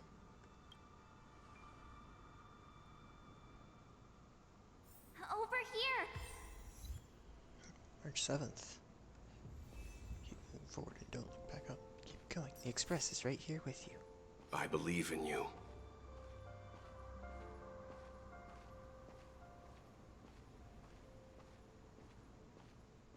What happens if I do turn around? Just forget about all the hardships of the mortal realm. Firefly. Embrace awaits you. Lift your chin up high and step forward with us toward tomorrow! That's right. Keep your eyes on the dawn. Onward. Show me your courage. Wow. Partner, we shall become heroes together. Almost there. Huh?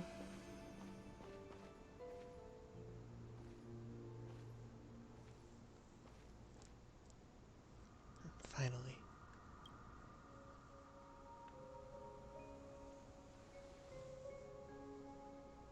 Thank you, Castris. Since I've already made it to the end, maybe I can have one last glance at that sea of flowers.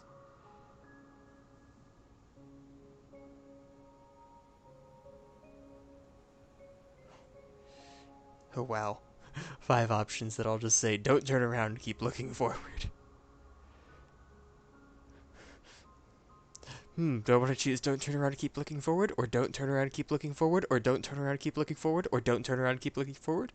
Or maybe I want to choose don't turn around and keep looking forward. I don't know. Which one of these should I choose? Like, why do they have 5 options, which I think is the maximum they've ever used, all saying the same thing? Seems kind of silly. Choose the 5th one. Oh, Acheron. Fear not, as a touch of red will be awaiting you at the end of the path.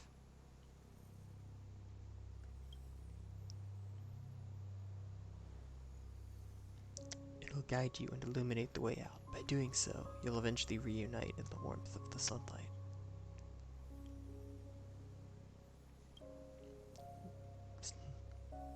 I was not expecting Acheron. Alrighty then. What's this? What in the world are these shadows and voices? All of this is proof that you once lived. Your soul, your memories, the years you've journeyed through, and the path they revealed, leading you back home. So, continue onward. Do not stop moving forward, and do not let her sacrifice and the support of all who have stood by you be in vain. Over here, friend! Take my hand. Let's go home.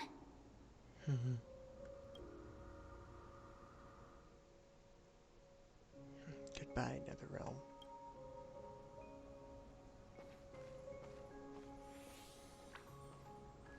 Let the trailblazing continue.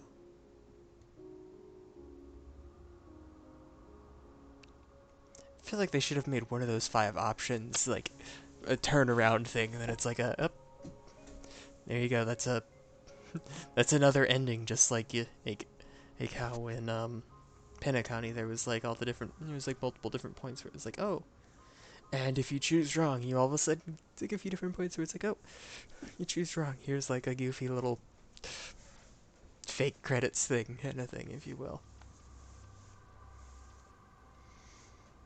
Which, you know, it seems really weird that they don't have like a way of viewing some credits. That it's, or do they? I don't know. The trailblazing continue. No, I'm back here. I'm back. At last. I knew you could do it. Your soul is still perfectly whole. As if some kind of force is trying its best to keep it together. Is it Oryx's final blessing? Or is it a miracle of your own? Is it maybe the actual, what are they called? Beings controlling the whole world of Honkai Star Rail. Eons. Is it maybe something of one of the eons? It's truly incredible. Such a strange surge of familiarity. So hard to describe. Perhaps it is fate, once again fulfilling its own design. Or perhaps it is the laws from beyond the sky, so familiar to you, that intertwined our fates long ago. It's interesting. It says destinies and the paths above that. And then she said fate. Once again, and then the word actually put there was... So the word actually said was fates. It seems that this is the riddle which cannot be solved anytime soon. The sensation of becoming a demigod is truly wondrous. It's as if the river of souls is winding its way through the depths of my spirit, transforming with each breath into a fine rain that nourishes the world. Interesting. Do you recall that prophecy?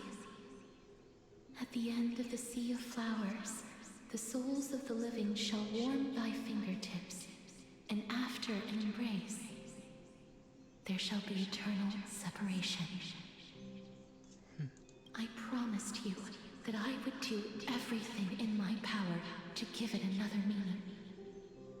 Now, as I stand as a demigod, and destiny draws to a close, I can finally end it in a way that is as beautiful as it deserves.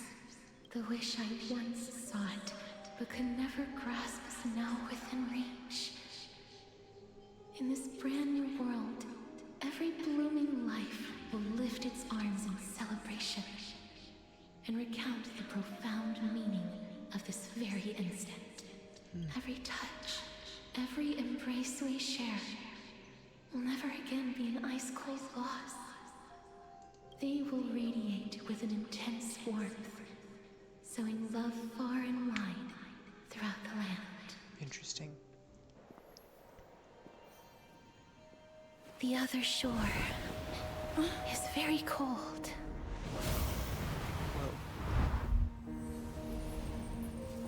May I borrow your warmth? one last time. Thank you for fulfilling this wish of mine. The place I'll be going to is what humans call the Land of Sorrows. But with this heartbeat and the residual heat of this embrace, I shall turn the Netherrealm into a gentle place of rest.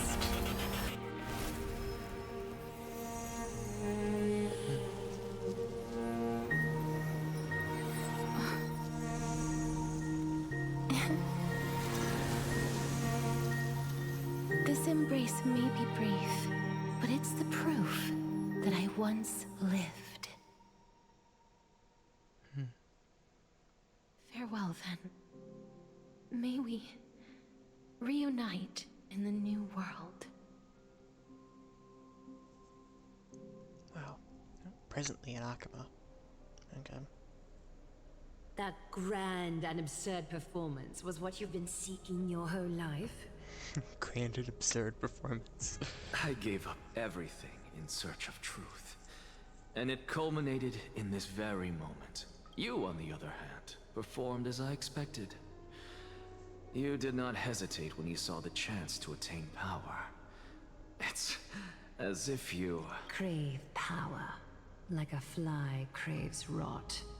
Those are your words, not mine. But what you said at the end, did you already know what I had planned for Thynan? I may have lost an eye, but my vision is clearer than anyone else. You've nearly exhausted your humanity. You're no different from my current state as a walking corpse. That's true. I've long since burned to ash over the past 1,000 years. Only he is capable of unleashing a raging fire that rivals our final great enemy, Aquila. So, this is our last chance. How about we let go of the bad blood between us? May I resonate with your core flame, Aglaya? Please do. That's impossible. To persist with your soul thinned to such an extent. You're insane. Just as you fight to lug your corpse onward to complete your unfinished goals, I have my own reasons for doing this. Until Thynan grows into his position as the prophesied leader, I must continue to lead everyone on the flame chase journey. I must keep inching forward, even if only as an empty shell. I've long predicted this was the case, but I didn't think you'd already lost so much. How ironic. We would have avoided so many misunderstandings if you and I had just spoken this candidly before. But casting aside our ideological differences, there is one thing you and I agree on. Which is... Thynan.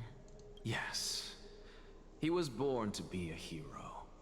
He understands the hearts of the people, and I can confidently say he is a far better leader than you.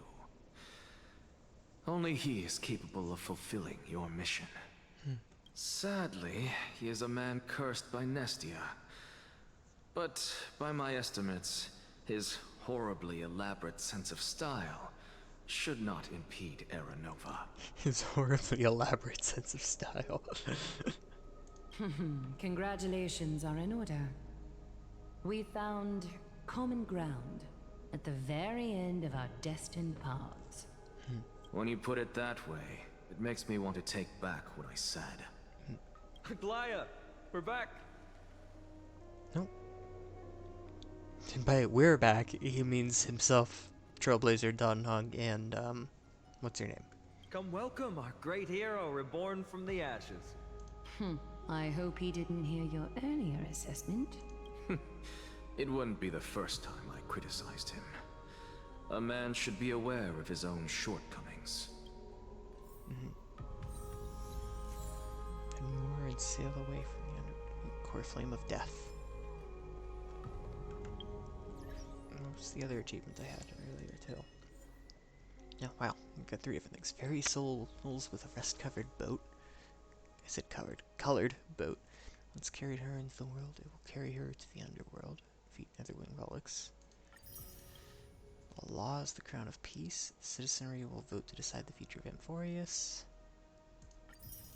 And then unmoor and sail away from the underworld. Do not look back, no matter how sweet and serene the call to remain.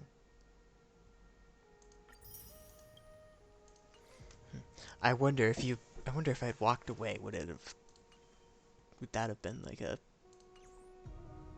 thing that would have happened? Something would have happened then.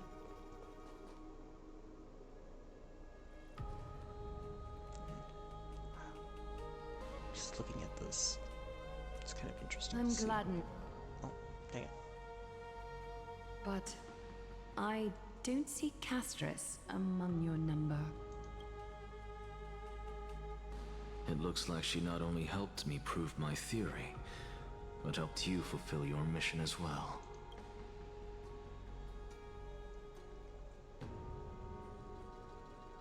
She finally understood her origins and completed her trial.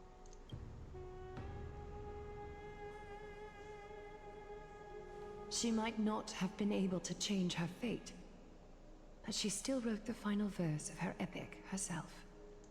Trinan, please recite the prophecy for us. Trailblazer, please surrender that scalding core flame for us as well. You are the only life she ever saved by her own hand in her 1,000 years on this earth. I believe no one is more qualified for this noble task. Let the ceremony begin.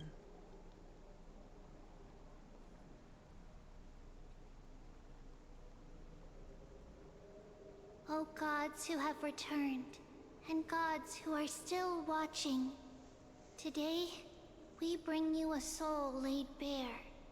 The Hand of Shadow, Thanatos, remembered their name from the past. From daylight they came, and to their fragrant dwelling they return, to walk now among your ranks. And there was one who joined hands with the Titan, a traveler risen from the dead, and reborn among mortal kind. She is the everlasting night, and shall now proclaim in her good name, O Majesty of the 12 Titans, pillars of the world. We seek your divinity to mend the rifts of the world. Fill our bodies with blood of gold, till we wither in willing service to the prophecy. Step forward, trailblazer from beyond the sky, and together with us, surrender the core flame and carve their star into the sky. Surrender the core flame.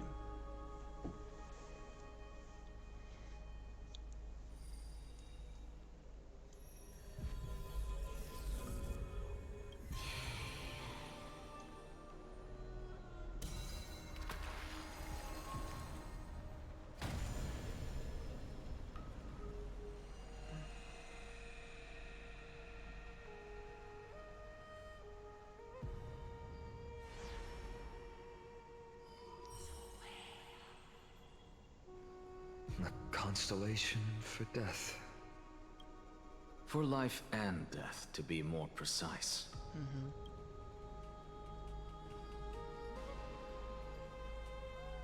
Look! It's... Oh. Nice Castris.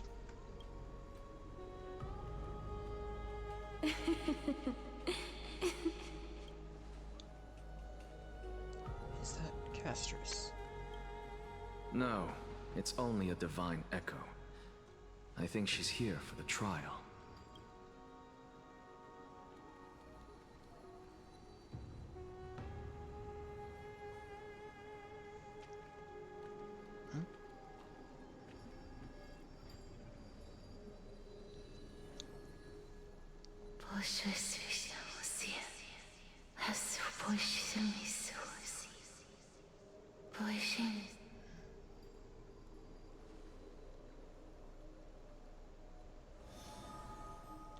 She disappeared.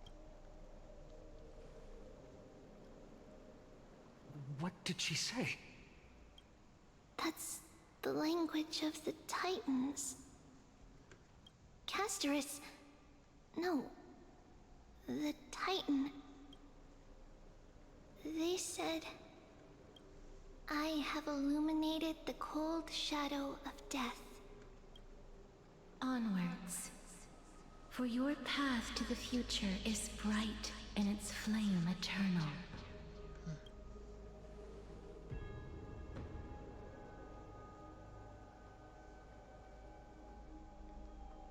Do not forget.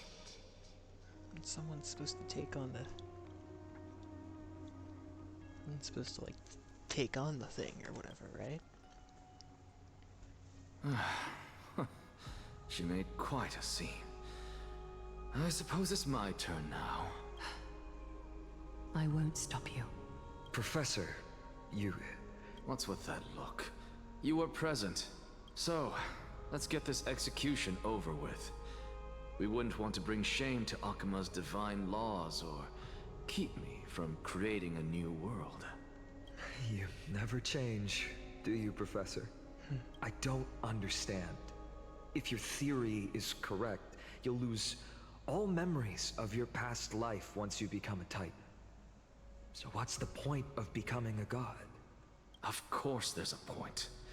Even if I forget who I am, I'll still have my brilliant mind. It goes without saying, I'll find a way to retrieve memories of my past life. Besides, I still have you, don't I? I still don't really understand what you said during the assembly. Even if it were true, things reforged from memory could never be the same as the original anyway. That makes sense. Then allow me to tell you right now that you're wrong. What exactly are we?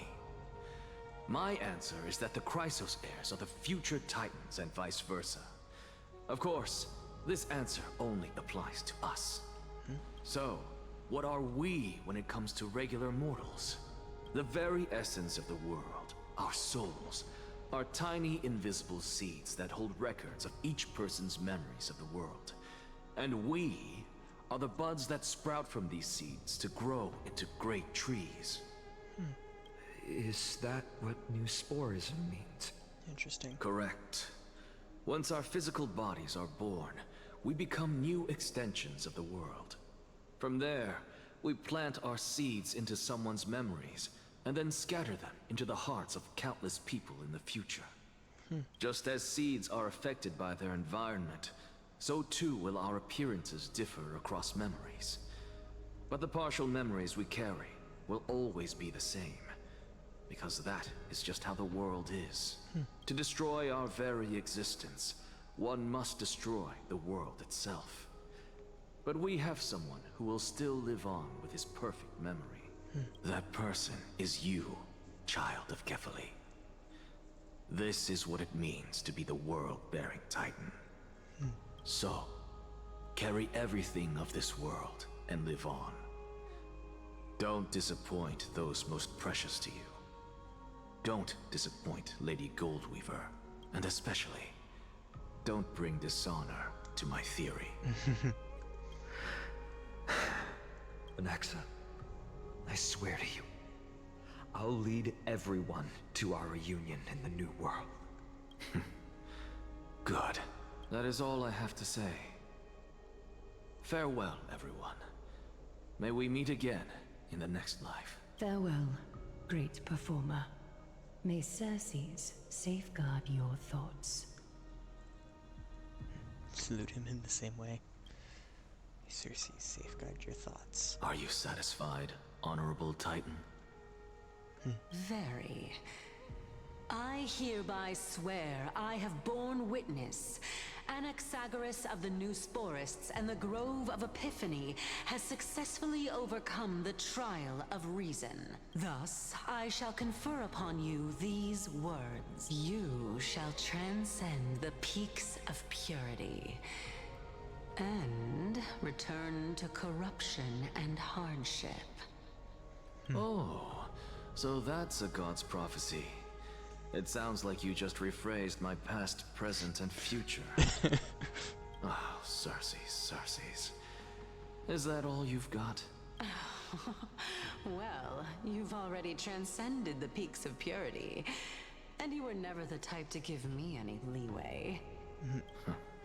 That is true. But I do still have one question. I knew it. What is it? Maybe we're thinking of the same thing.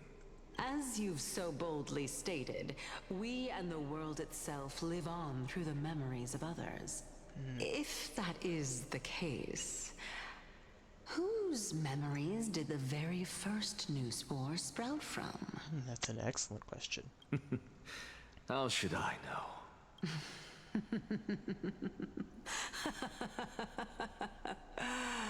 Oh my. But since we are both equally curious, we should allow the children of humanity who come after us to investigate in our stead.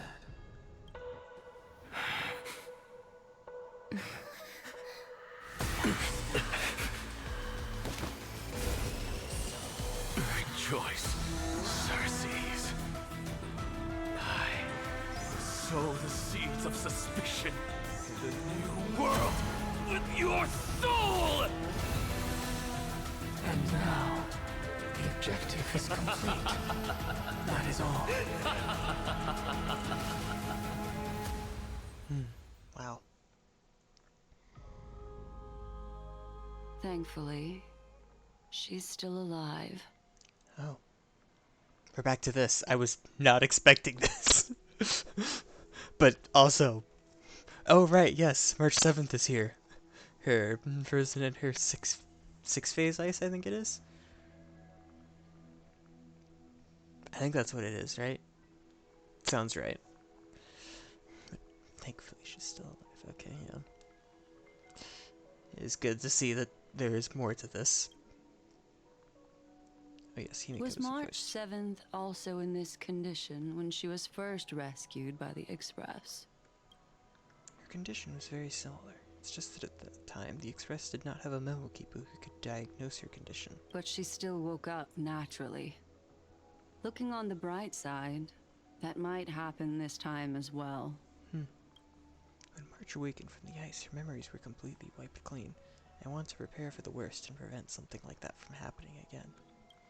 Can you share with us your hypothesis? I do not have conclusive evidence, but judging by her current condition, perhaps March 7th's memories have been hijacked. Hijacked? Think about it, Miss Himiko. What will happen when someone loses their ability to remember? I'm not a biologist, but I hear that there's a species of fish on Vonwak that has the memory span of less than a second. It forgets anything that occurs in the very next instant. Perhaps something similar will happen? Unfortunately, short-term memory is an entirely different concept from the inability to remember. Perhaps it is difficult for you to imagine, but an individual who has lost their ability to remember turns into nothingness.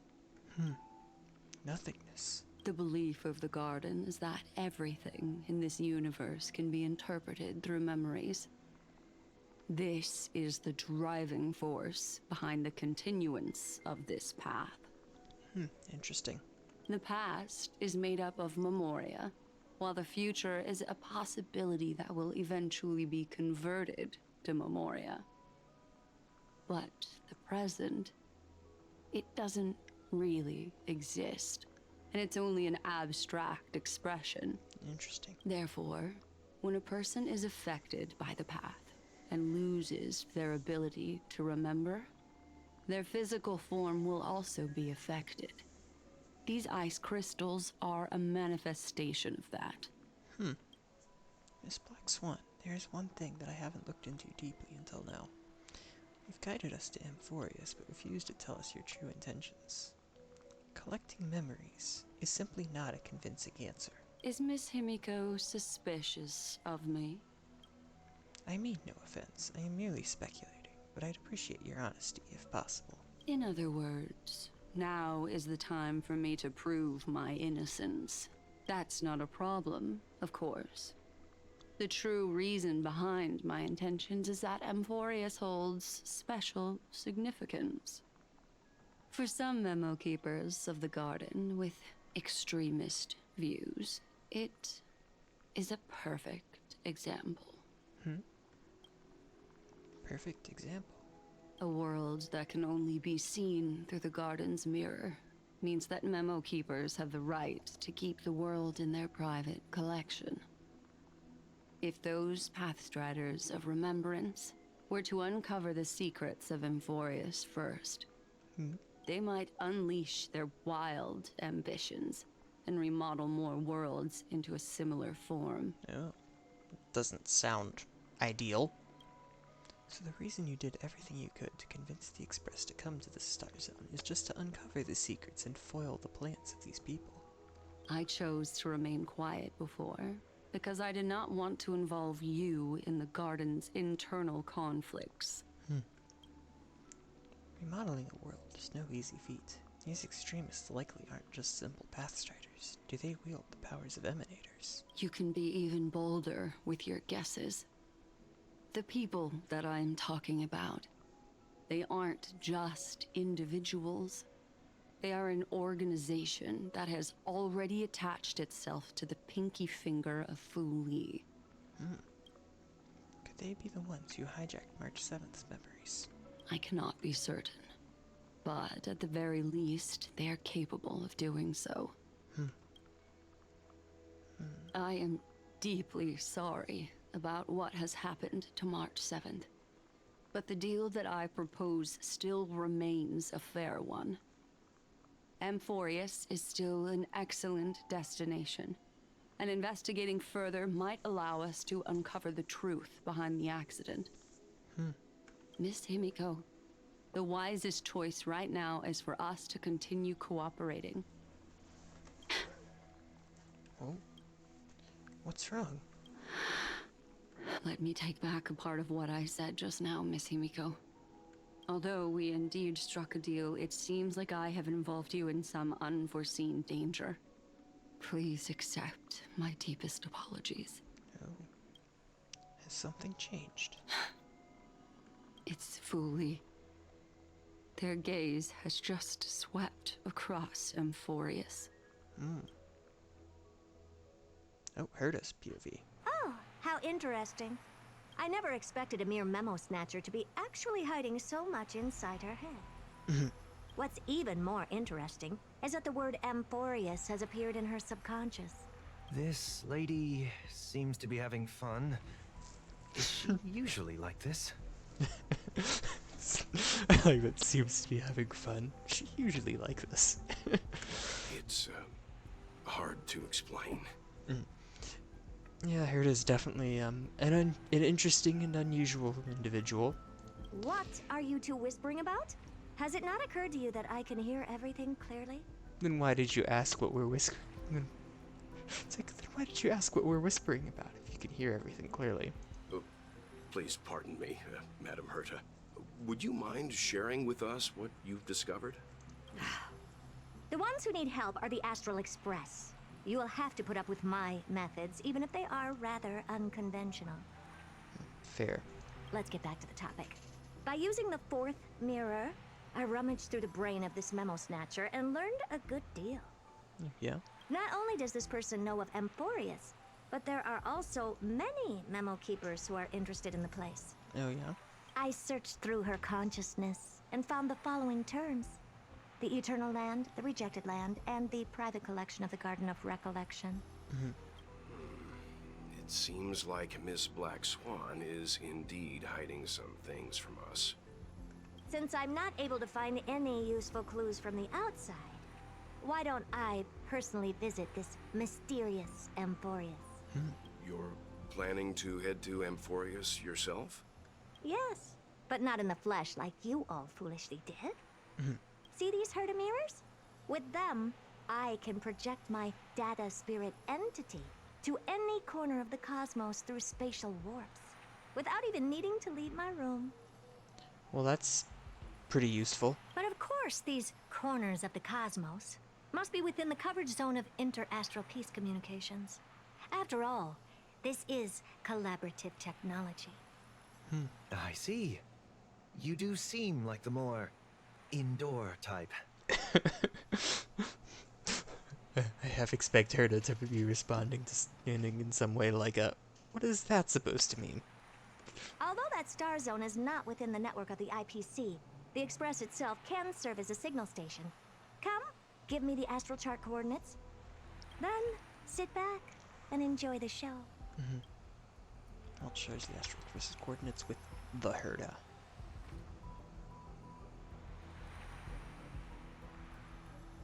Alright, now that everything is ready, mirrors, get to work.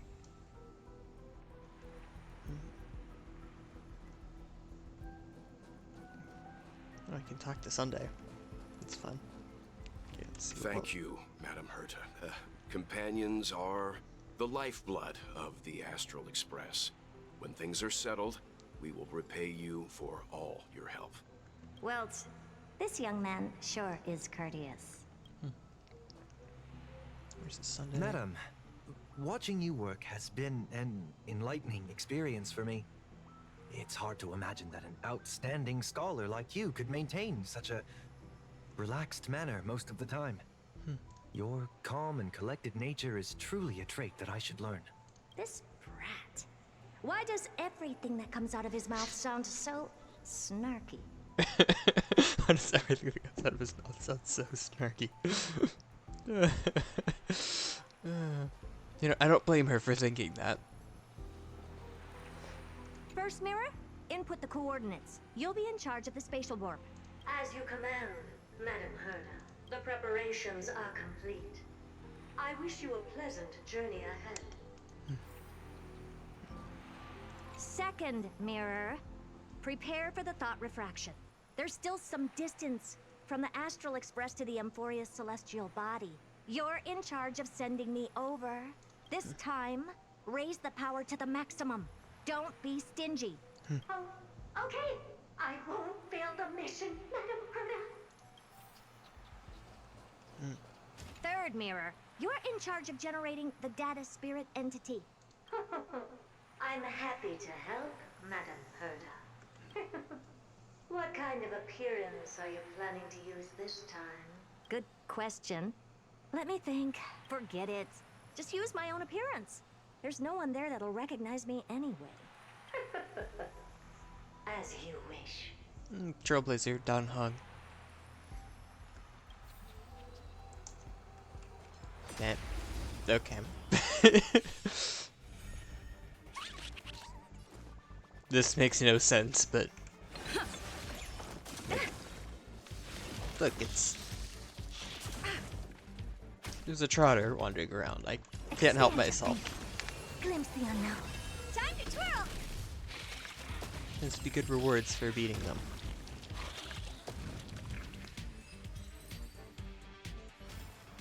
Like, there we go, 60 stellar jade.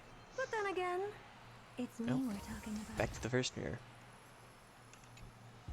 Preparation of the data spirit entity complete. Thought refraction at max power. Excellent. The first mirror. Let's get going. Have a safe trip, Madam Herta. May your journey yield good results. Coordinates input complete. Preparing to activate spatial warp. Destination, unknown celestial body. Amphorius. Spatial warp countdown. 5, 4, 3, 2, 1. Warp activated. Ah. Why? Oh. So that's Amphorius? Its appearance is, well, sure is unique. Second mirror. Prepare for thought refraction. It's time to send me in. Alright, please read the safety protocols carefully. Can't you hurry up? Yes, ma'am. I didn't expect it to be so turbulent.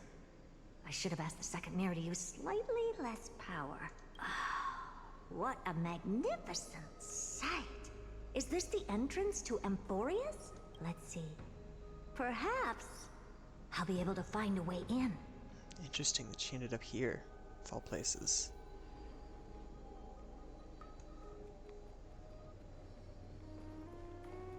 What's this?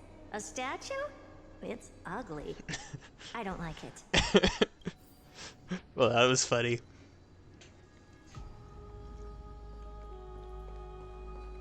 Oh, wait. That's that guy. What's this? Oh, how creepy. Agreed. Oh, it moves? Who are you trying to scare? Who are you trying to scare? Hey. It's Trailblazer and Don Hug. Oh, I finally found your traces. How esteemed must you be for the great Herda to come out personally? When we return, get ready to become free labor for the simulated universe for the rest of your lives. It's either a projection or a fake. There doesn't seem to be much to take note of. Now then, how am I going to get into Amphorius? My deepest apologies, esteemed lady. I'm afraid that you cannot proceed further. Who's there? Your visit, although not part of my calculations, is a pleasant surprise. It's a pity that the preparations are not yet in place to receive you with the hospitality that someone of your status deserves. This is interesting. Are you not going to answer my question? Who are you? I have many identities, and I'm going to have even more in the future.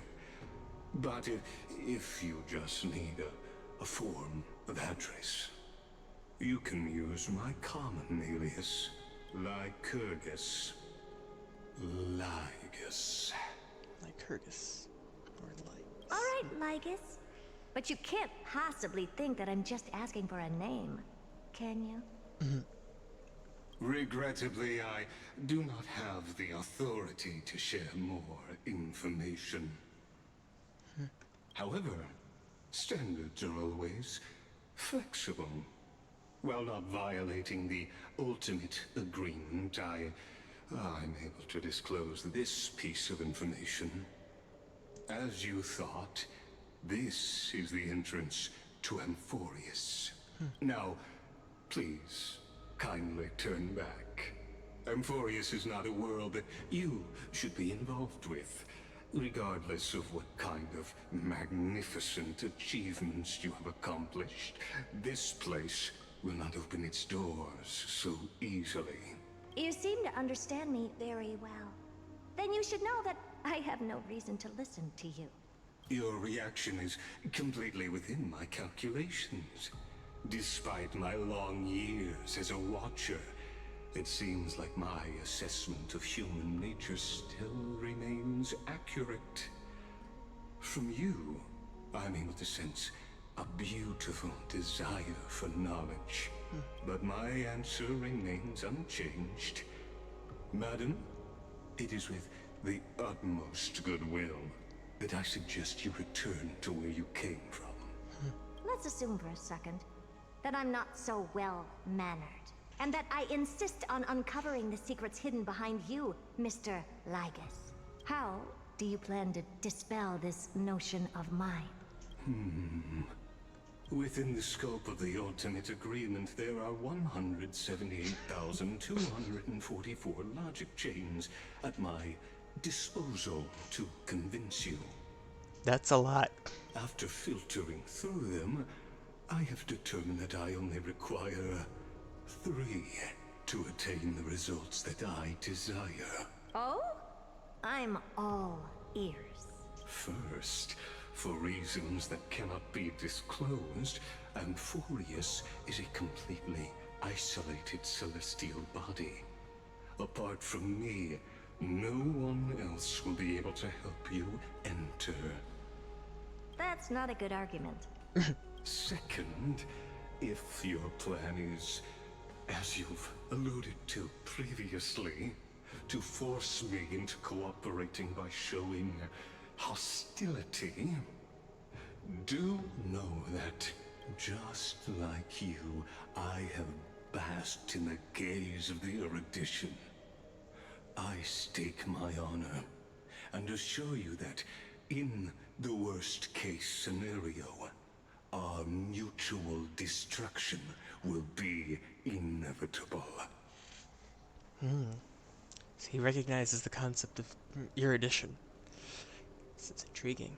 Oh, no wonder I couldn't find a back door. When I did a scan of our surroundings, the safety protocols on you are comparable to Screwy's. How interesting. I assume that you still wish to hear the third logic chain? Of course. Why wouldn't I?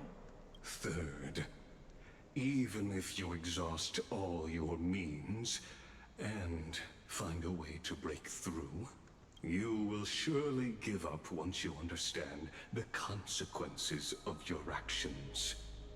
After all, throughout your long life, as much as you'd hate to admit, your conscience has played a crucial role. What a brazen robot. You think that you can actually understand me through your paltry calculations? But since you put it that way, why don't you tell me what these consequences will be? It concerns the third path that is entangled with Amphorius. A path that you and your friends still very much lack understanding of. The destruction. So, if you ignore my warnings and persist in your ways, you will break the shackles of a Lord Ravager. And when that happens, their fury will engulf the cosmos. Well, that's not great. Oh, there we go. Finish the story. An aimless recollection. She sank into a sea of flowers for karma, and you turned to ash as the answer. The farewells experienced during your travels into the book and write it down. Yep. Also, I'm pretty sure I can turn in stuff here. The taste of celestial ambrosia. Yeah, it looks like I can turn in a bit of stuff, actually. I don't know how many levels this will be, but it will be a few, right? Okay, it was 4. Which is 16 more Stellar Jade than I... Nice.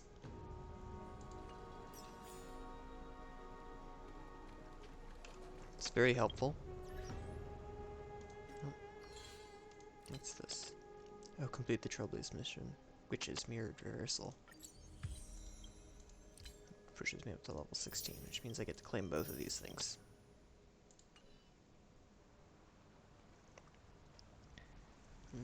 Let's now check this out.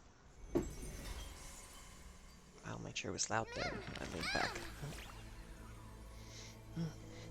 Hi, what's wrong? You look so tired. Are you sick? Let me check your forehead. Monday always feels like it's draining the life out of me. Actually, I might explode any minute. Kind of wish I could get sick. You know what? Let's be funny and say this one. Monday always feels like it's draining the life out of me.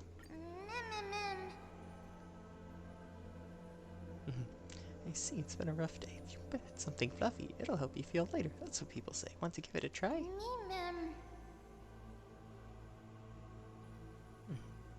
It's good if you're alright. If Mondays really get you down, then I'll stick with you through this dreadful day, patiently listening to all your complaints and stories.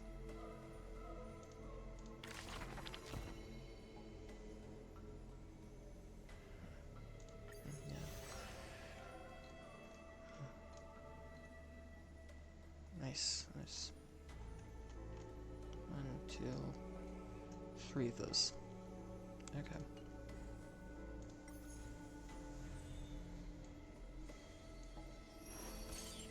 Alright. Now, which of these do I want to do first? Let's do this one first. And small courtyard, warmth.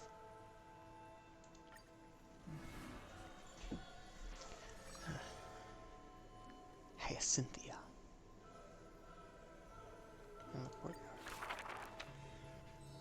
On the leaves, the rustling wind plays a melody as the girl looks over this courtyard petite and exhales, gently dispersing the palm-held blessings. The entire yard is lit softly, like a dandelion bathed in sunlight. Is this courtyard a tad too small? It's okay, Clementine. As long as it provides warmth plenty. The girl makes the courtyard tidy, and in the Evernight lands outside the holy city, there is now a light curing souls' maladies. The girl's skills can bring forth miracles, but today she welcomes a patient quite special.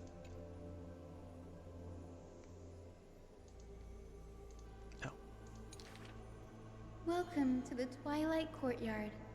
How can I help you? The gravely patient shakes their head. The end times are coming, and we all wander more and more. Oh, you may heal our wounds, but you cannot cure despair. The girl watches the patient leave, and her heart swells in sorrow. Clementine, prepare some things of me. I want this place to be brighter tomorrow.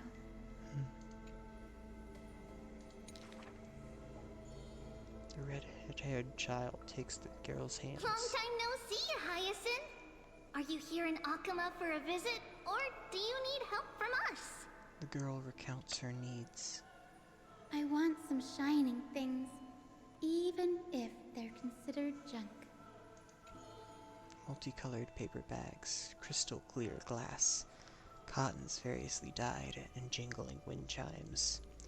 The girl brings them back to the courtyard, and spares no effort to decorate all around. And when some fireflies wander in, the girl is all smiles. Little ones, thank you for your light.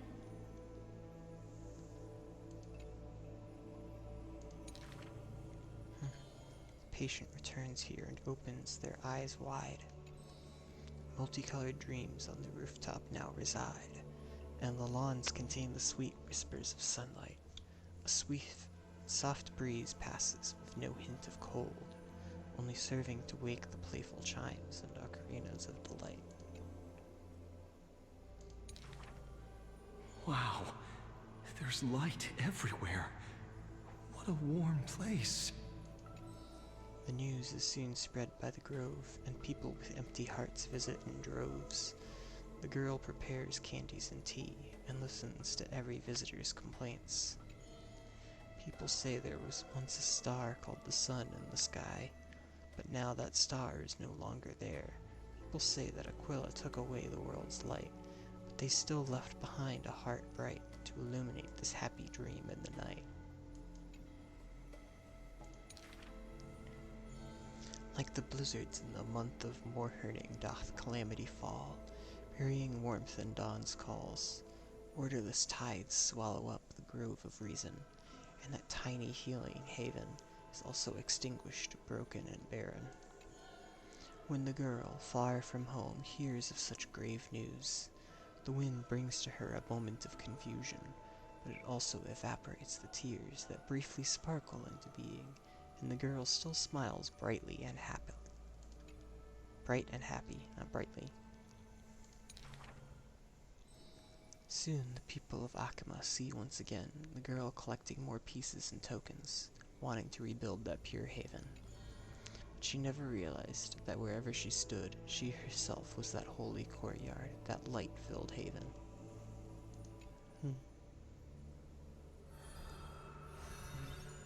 I assume they changed it so you have to click one last time. I am for that. Which would be a really nice update for them to do. Okay, I'm gonna get a sip of water first.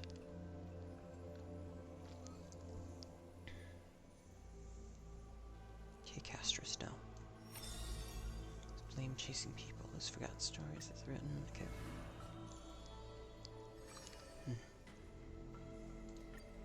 To adorn the living.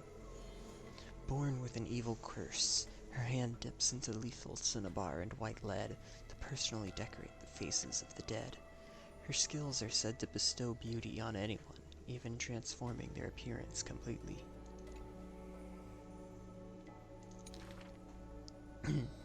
Many skills were born out of her seclusion, but it painted her dwelling in gloomy vision.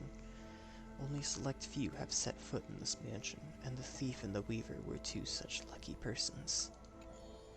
The girl converses with all items in the house, with specimens, tea sets, and even pillows in profusion, as if she can hear the responses of these non-living things. I have always lived in isolation. Out of courtesy, this is how I practice my words and actions.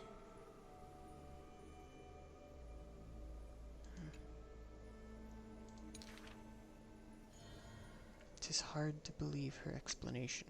Her face when talking shows such a gentle disposition that unless she is telling fabrications, she must regard her partners as mere children.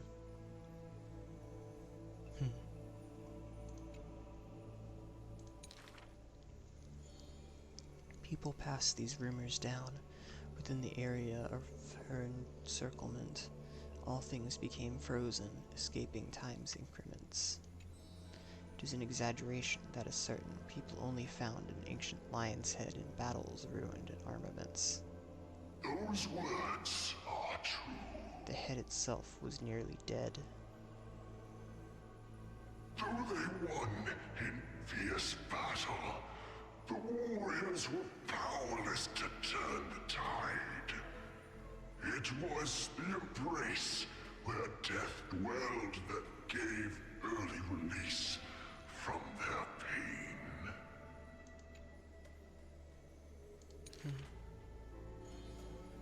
This is how death escapes time. She keeps every final embrace hidden in her immortal heart.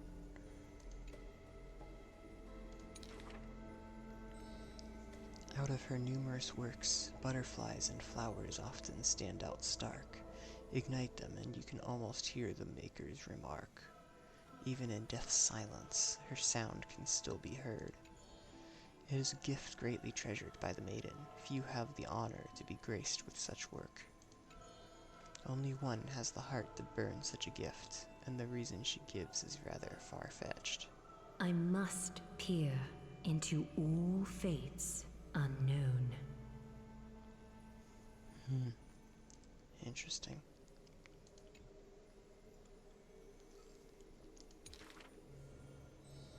The power of time is boundless, but there is one thing it cannot Death conquer. is abominable in humans' eyes. Apart from my identity, there's nothing about me worthy of praise. The beloved gold weaver hears this in distress, then tries to teach her the art of weaving in threads. It has been said that the maiden has works that the holy city possesses, but this is the judgment the gold weaver expresses. Ah, well, none can know all things, nor be skilled in all crafts.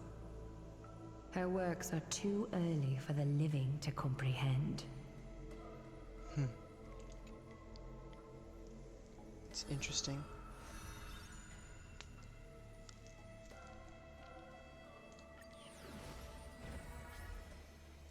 Now this is Anaxarus, I think.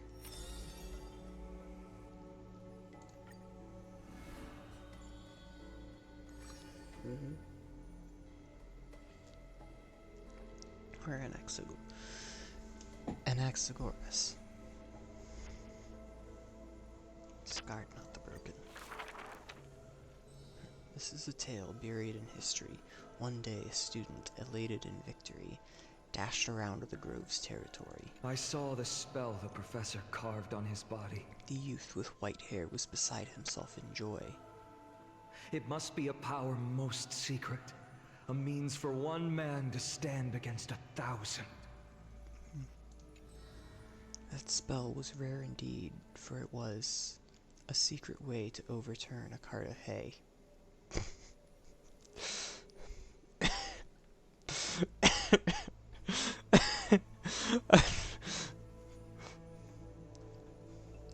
Sorry, but I just...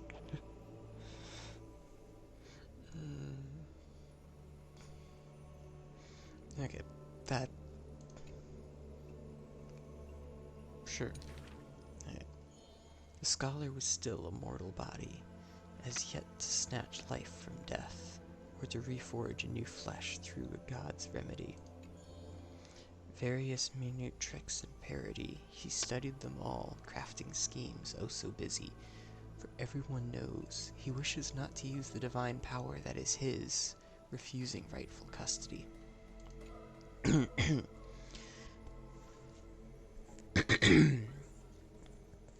Sorry. And in that unwitnessed moment of his death, final tragedy, he still held the hay cart spell steady, standing alone facing the evil enemy. Now that craft is regarded as a magnificent study, not because of what it was, but because of its purpose, known to everybody.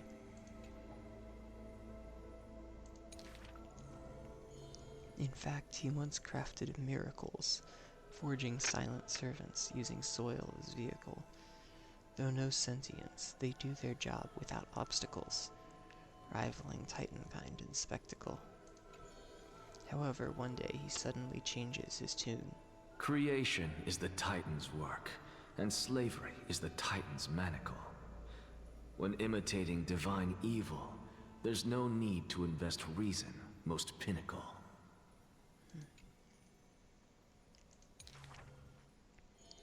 When the servants have all been recycled, he deigns not to explain, fearing to waste his reason or muscle, so he jokingly concludes the questioning with a chuckle. If it's just for odd jobs, students are a better gamble.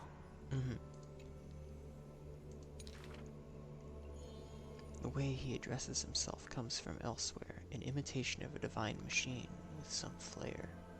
He happily answers 5 questions for those unaware, knowledge seemingly given with stingy care. For a wise one, 5 answers reveal creation's secrets, the truth hidden and bold. But a fool learns but not, and is left in the cold. Now, inquire.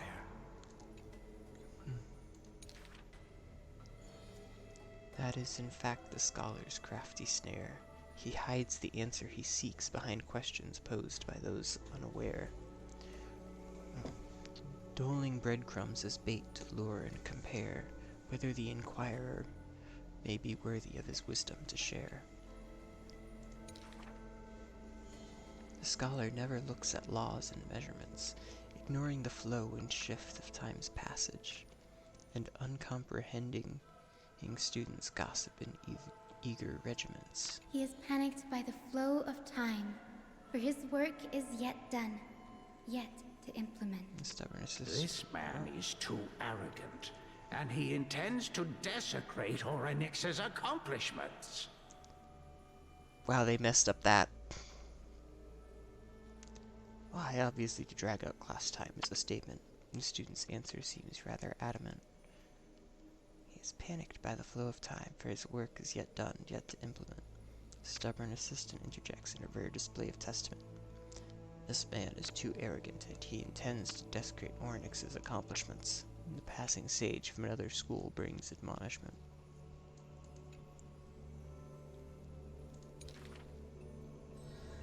Outside the courtyard, the gossip flows into the scholar's ear. He silently gives a grade to every question and argument, but none know the true answer according to his judgment. And of course that made me think of the goofy line in Genshin of, according to the judgment of the Oratrice Mécanique d'Analyse Cardinale. Because, you know, of course I'd then think about it. Of course I'd think about that then.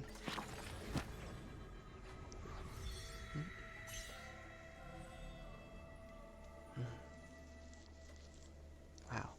There's still... It appears that there is still much to be filled out yet. It feels that there's still going to be like at least 3 more updates after this one. What is this? What is this one that we're currently on? We're currently on 3.2. So I guess that tracks. that there'd be 3.3, then 3.4, then 3.5, and maybe even a 3.6. Because 2 got up to 2.7. I do remember that. Because I think 2.7 came out right as I think 2.7 came out, like, right or, like, pretty close to when I started playing, maybe? I think maybe I started playing in 2.6, then 2.7 came out while I was... But I hadn't caught up to the story yet. I was, like, close, but not quite there. And then I... So the 2.7 stuff, and then I was waiting for 3.0. I learned about the Herda being the thing, and started saving up points and all that.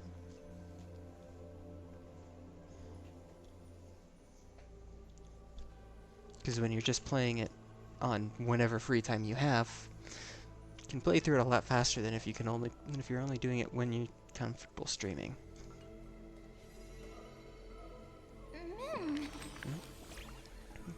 Everyone's stories are so deep, I can't keep up. As I understand them, what is a god exactly? Omnipotent, omniscient, always speaking at others, someone like me.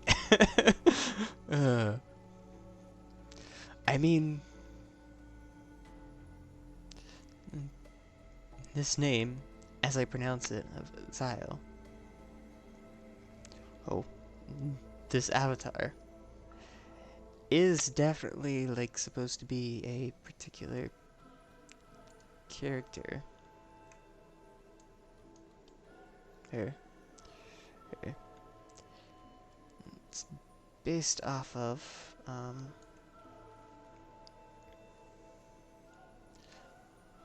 idea I had of,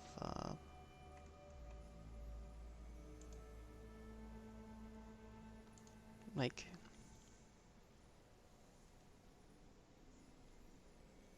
it's based off of kind of character in Dark Cloud, but then, like, carrying on the story. Basically, she does become, like, where she's, like, pretty much all powerful. Oh. And if she wanted to, she could be all-knowing, but she chooses to basically separate her conscious mind from,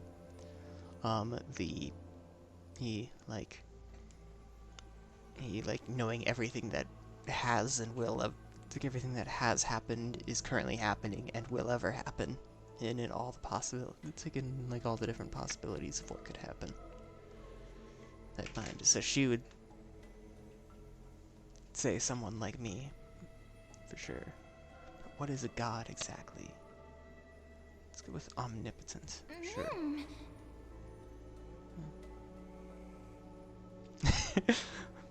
Wait, that can't be right. If that's true, why are there so many strange gods? If there was a god who ensures Mem never loses her fur, would that be considered omnipotent too? I don't remember which one omnipotent means. There's omniscient, multiple other some stuff.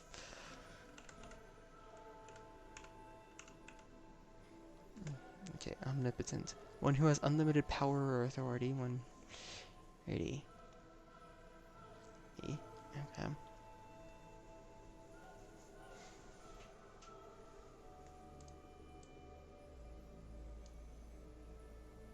Okay, yes. And then omniscience, ability to declare what is true.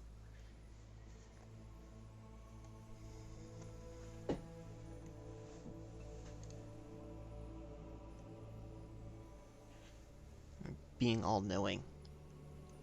Yeah, that's more of the usual definition of it, as opposed to that website's definition, yeah. But still, I don't quite get it. So let me ask in another way. There must be a difference between gods and us, right? Otherwise, why would anyone ever want to become a god? To avoid being controlled, to escape the pain. You've stumped me there. To avoid being controlled. Let's go with that. Controlled? Could it be that we're already? It's because I was controlled that I met Zio. And I suppose I wouldn't mind being controlled. As I keep asking, I only get more and more confused. Maybe I'll wait until I've grown a little more before discussing these things. Okay, sure.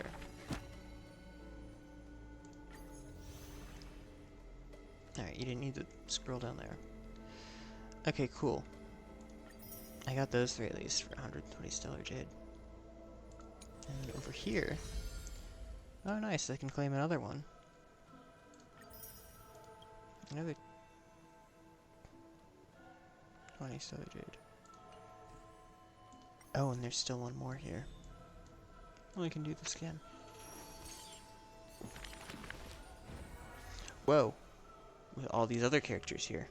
Or with all these other cards here. Okay. Before I continue, I'm going to need to just really quick run down and fill my cup up so that I have more water.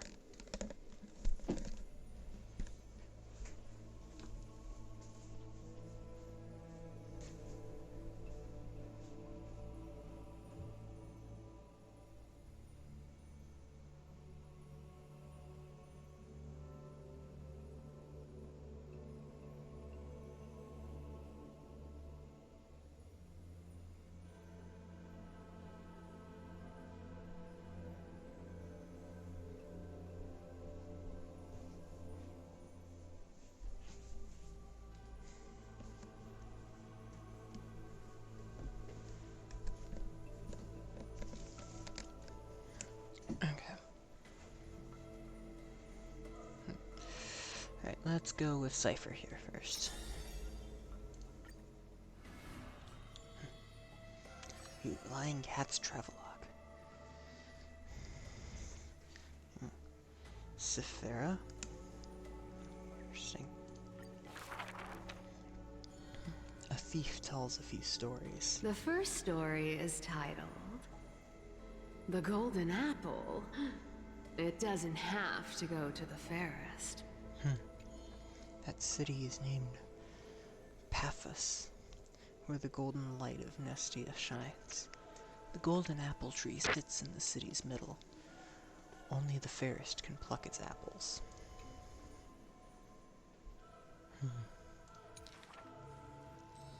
The beauty pageant begins on time as the fair ones stretch their supple arms, trying to pluck the fruits above their heads. Yet every time the apples come within reach, a breeze blows the fruit away without a trace. The audience in displeasure disbands, with only one girl left standing there, her features bland. Yet to her surprise she finds her arms full of golden fruits, a harvest grand. The second story is titled Trying to Argue? Don't trick yourself, please. That city is named Idilia, where Circe's roots bury deep and wide. The sophist scholar holds a tortoise aloft, but his theories common sense bereft. Okay. My mind just went places about a turtle instead of a tortoise for some reason. Even the best athlete could never catch up to this turtle. That's making me think of a character not from Amphorius. What's his name? Sampo. That's what that voice reminded me of. None can overturn him in arguments, and he obtains the champion's crown in merriment. Yet as he is about to leave, a wind blows the tortoise in front of him, and behold, his paradox becomes truth. To catch up to the turtle, an entire day and night he spends.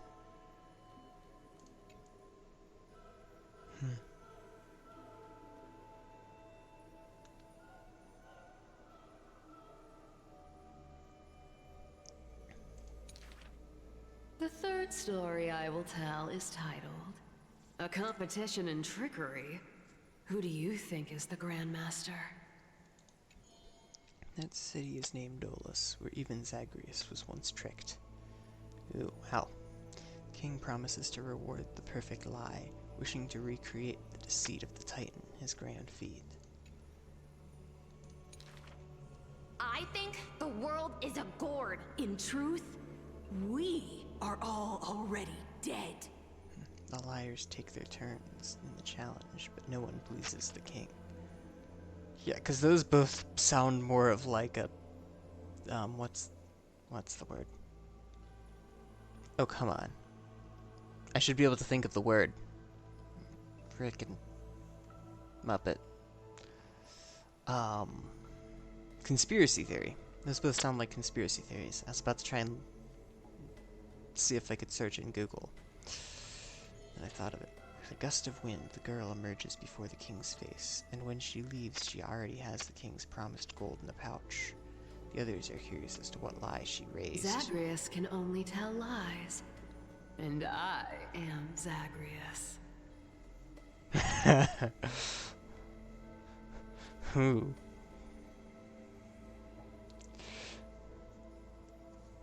That's a paradox.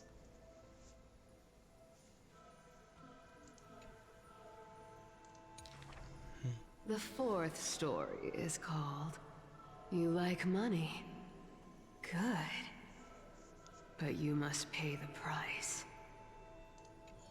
That city is called Mythimus, where the sea breeze intoxicates the people with delight. A wealthy penny pincher prays to the Titan. Please give me the power to turn anything into gold. Which would be quite the power. With a breeze, the rock in his hand turns to gold, but his joy is fleeting to behold, for with one embrace, his wife turns into coins scattered on the soil. Ooh. He howls at Vagosa to retract the blessing, but sees a girl in a hood in passing. The girl laughs hilariously, holding his hand in hers. Go back and check your vault. Some gold may be missing. But your beloved is right there, waiting.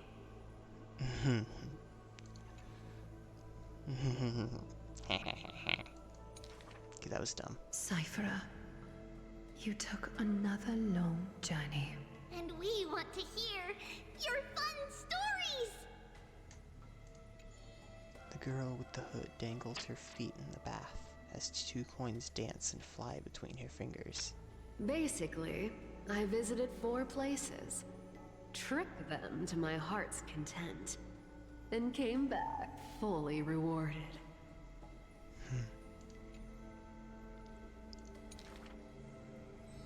The girl pauses her words and looks out the window as the light above the Titan's shoulder casts her right cheek aglow. The dawn will never cease, and the thief star wanders in foreign lands. How would you know that I am not lying right now? An excellent point.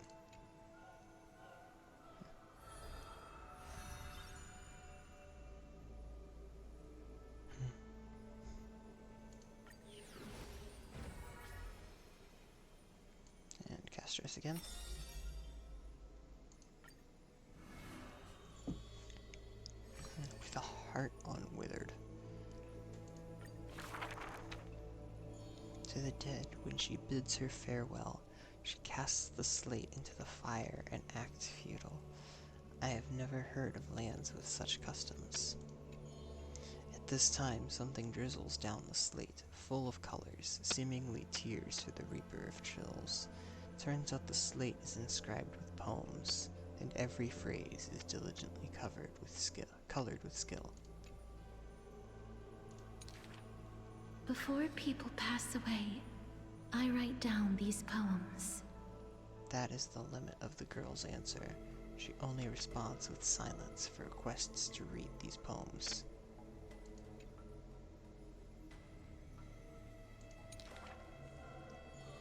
As time goes, she finally opens her petal-veiled heart, and the reason behind her reluctance to show her work is finally My clear. poems are still too green. Not worthy to be art. It stems from the girl's shame and discomfort. seems the girl once also loved to imagine with effort, and many wild tales were written on her part. Misunderstanding was what made her cease this art.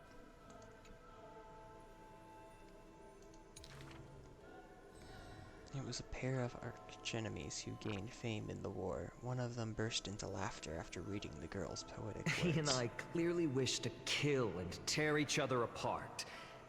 But in your eyes, you think we are close, unable to part.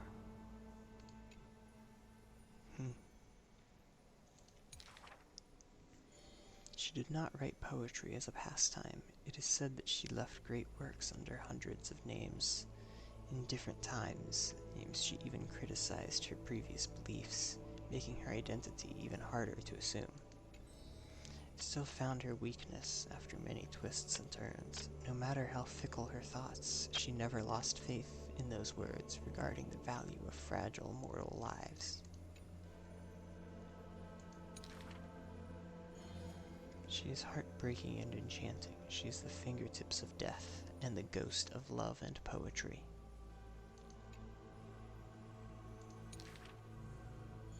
However, those poems have brought her many complaints.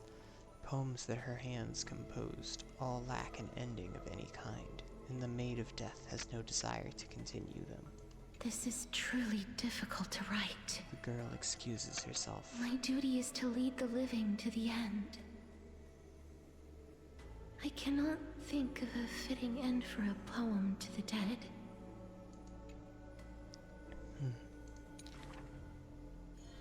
Such is the epitome of lies. One who's grown used to death remains inexperienced with farewells.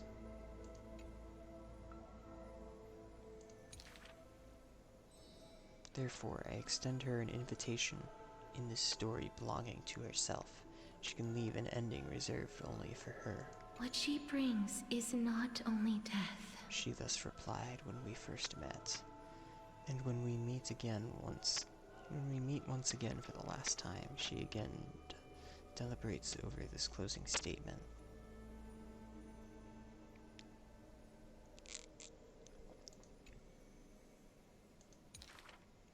Apart from death, there is something else that is worth remembering. That is the journey she walked.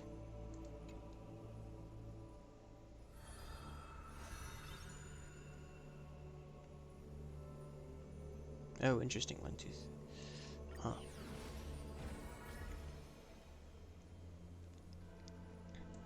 Here's Mighty. Yeah, I guess it is 1, 2, 3, and then let me guess 4, and then 5.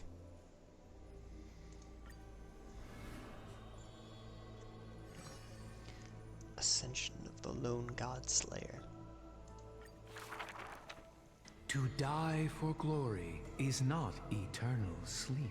This is a lie all Castrum Chemnos creeps. The world after death is superior to reality and basks in light. I can't believe I said Castrum Chemnos creeps. That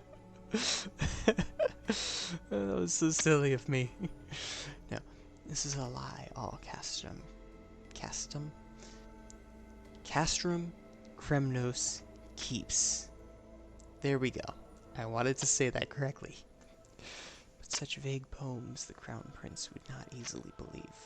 Cowards who dare not to look death in the eye. He declared thus on the day he returned from the stream of souls. Longing for a martyr's heaven and reciting self-deceiving stories. His words are sacrilege reincarnate, more arrogant than his blood and family. True warriors should treat that paradise with spite.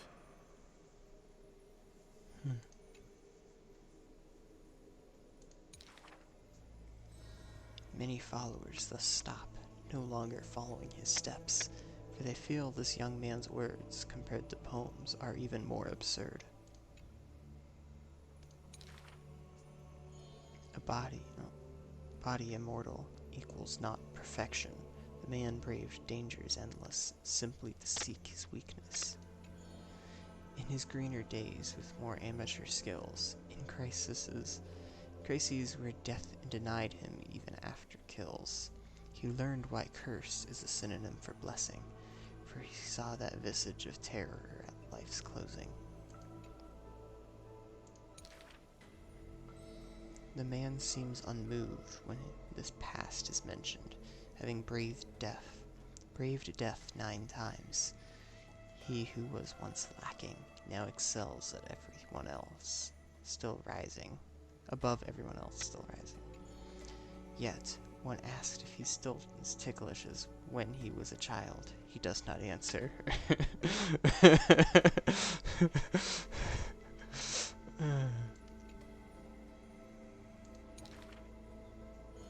It's a wild tale he won't care to opine.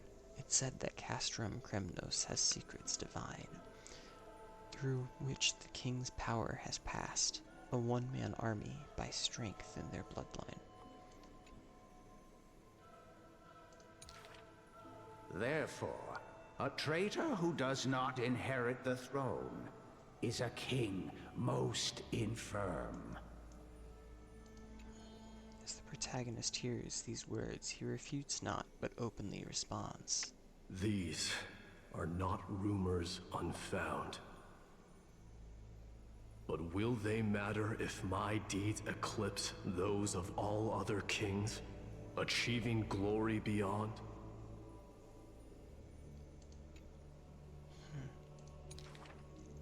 Never turning back in war, he seizes all our glory.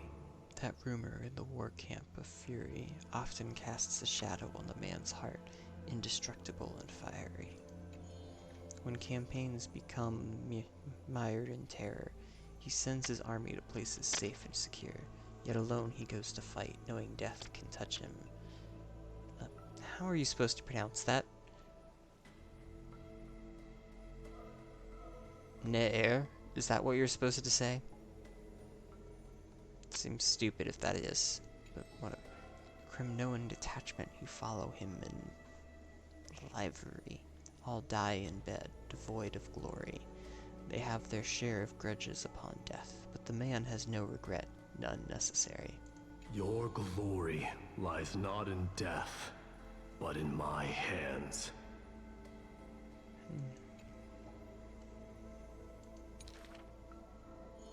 The dust settles and strife calms. A deathly quiet covers his father's realm, and the man alone returns home. A question seems to sound from the shadows of the past around. Did you already walk that flame-chasing road, O king? Okay, that's quite the picture there. Like that looks very badass. There's literally no other way I can think of for how to describe how that looks. Atop the throne, the man mutters alone. There's nothing else worthy of the hunt, for I am the blazing fire at the journey's end. As it has been foretold, he killed the king to become a king, and killed the god to become a god. His eternal destiny is to be crowned in blood.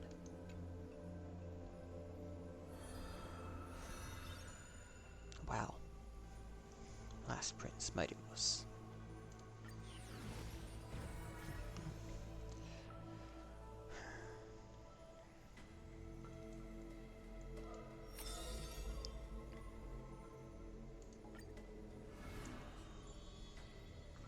Elegy of Beauty and Ugliness. In the past, when strife swallowed the earth and schemes disrupted the hearts of friends, the maiden who was yet a weaver was wrapped in a cocoon most grand, untouched by the storms sweeping through the land. She spent her youth in a palace of romance, surrounded by treasures, with even maids beautiful beyond belief, often bathing in the praise and admiration of wealthy nobles. Admiration. Till warfare set the threads aflame, and the devoutly praying priest was slaughtered before the altar. The family adored by all perished before their courtyards, and the blood of her maidservants dyed her golden mantle red. The golden threads covering her eyes snapped, and the concealed truth finally appeared firsthand. Before a strong wind, a weak nobility cannot stand. In the long, endless war, the Goldweaver family was shattered by the sword, and the legacy of romance became a tragedy. She had a broken mansion and an empty house, the nobles who once loved her, now none willing to help her. None now willing to help her. All the romance, talent, peerage, and beauty, what use are they in a disaster? As she closed her eyes in melancholy, the maidservant pushed a broken loom Miss, to her earnestly. would you like to pick up the shuttle again and weave for me? The young miss wanted to laugh, but could only respond with shock, for the maid's face was now covered in scars as she fought to protect her mistress's safety. Though I can no longer see, I still want to don the garments you weave.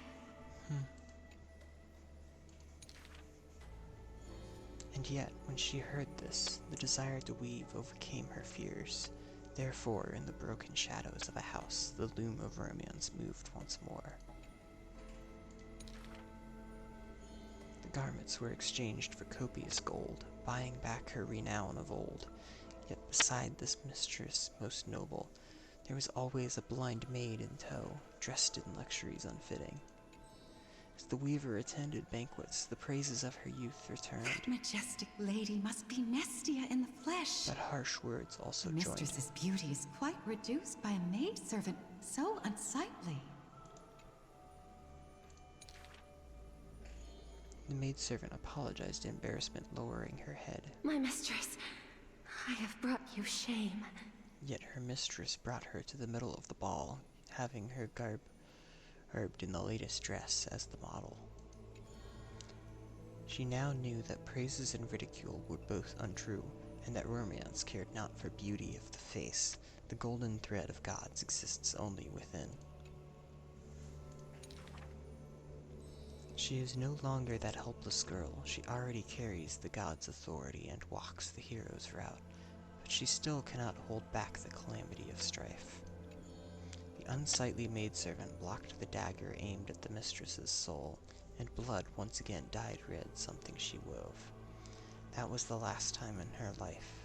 The maid's face she clearly beheld. When sewing the death shroud, she could not control how her fingers shook, often pricked by the needle sharp and acute. Thus that pristine white cloth wept with tears of blood and gloom. And when the day of the funeral came, she saw the commoners' endless graves, and the nobles dressed in silk frolicking in the groves, and sadness overwhelmed her in droves.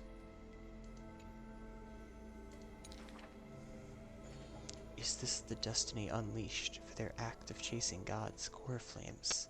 She kneels before the divine statues and prays to Nestia of romance to look at these garments soaked in blood from the flames of war.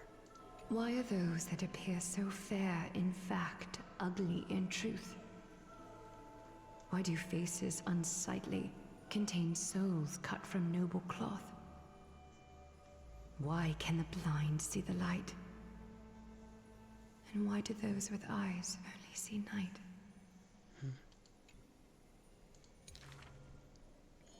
The dying god remains silent.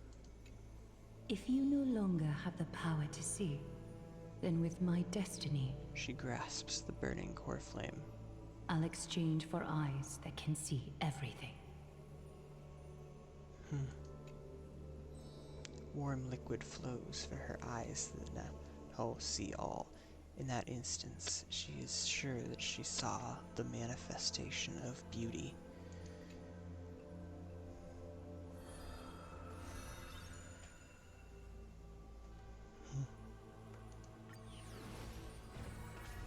Okay, alright, one last one.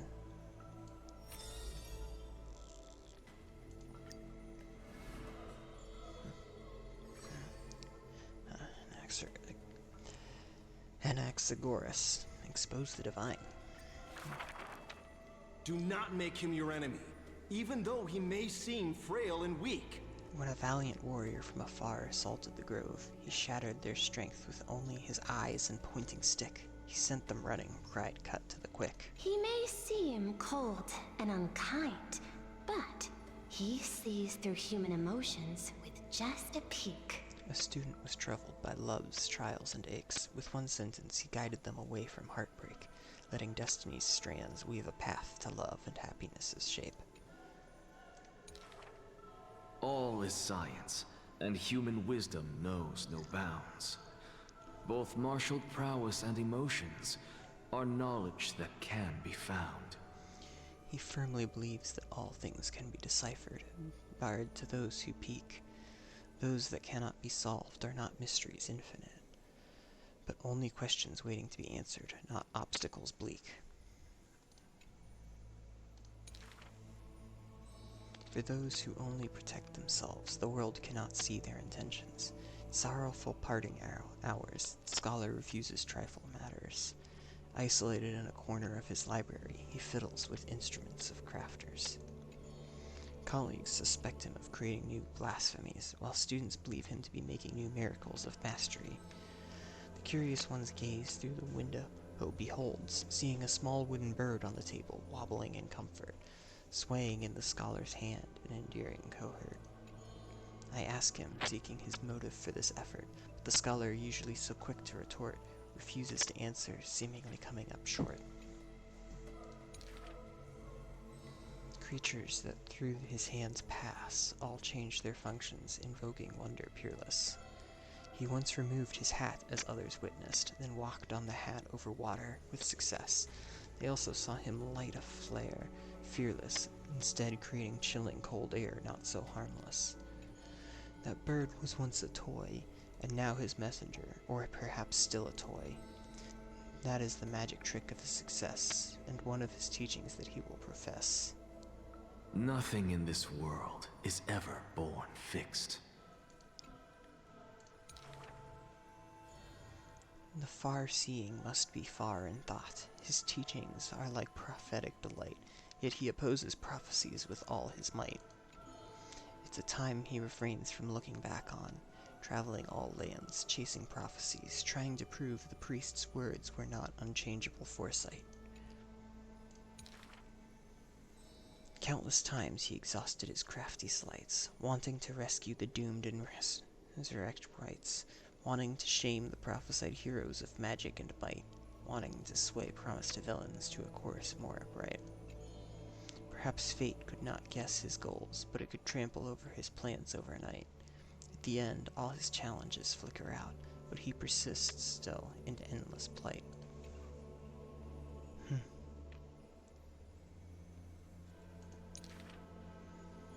His ambitions are too lofty, and so failure follows him never too softly. Through moments of defeat felt increasingly common, the scholar learned one thing he has never forgotten. Respond to defeat with a smile haughtily, not from his optimism, but nor from a defeat. I thank this misfortune's severity.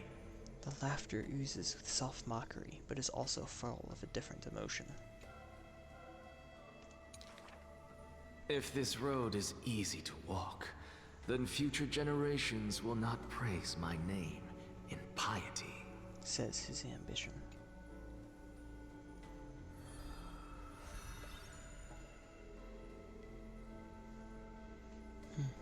Wow.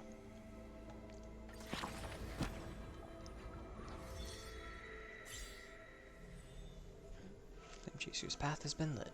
Yay.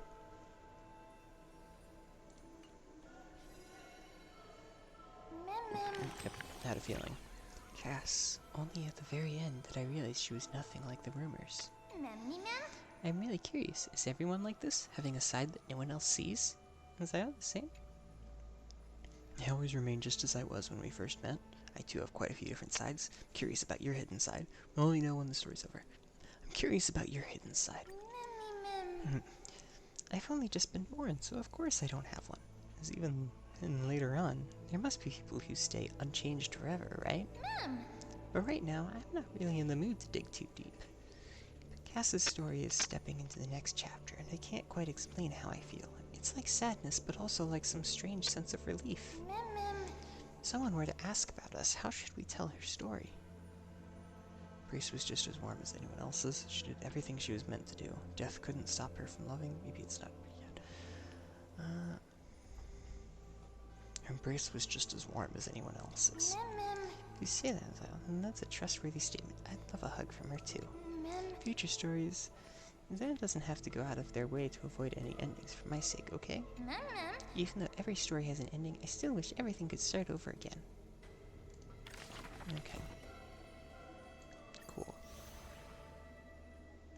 Oh, nice. I can claim all. I can claim the other 60. Stellar Jade. And the other 20 Stellar Jade. I've claimed a lot of Stellar Jade now. And I think I'm probably about ready to end off here. But first, I'm just gonna see. 6, wow. Maybe almost a full another one. So I'm at 34 and gonna have another one when I hunt from my next dailies.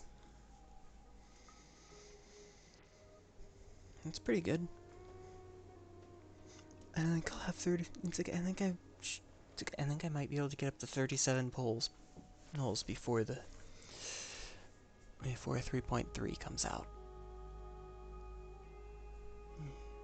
I'm stretching a little. Okay.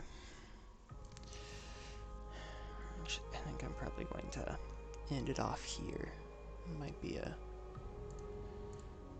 instead of trying to go into other random things now, I can go into them in another stream if I want to. Let's see.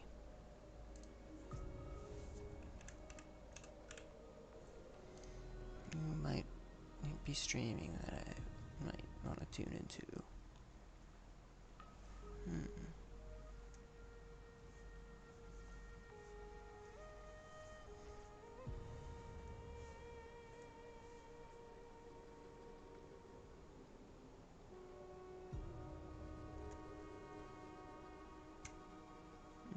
It's maybe this person. I don't know. Sure. Okay.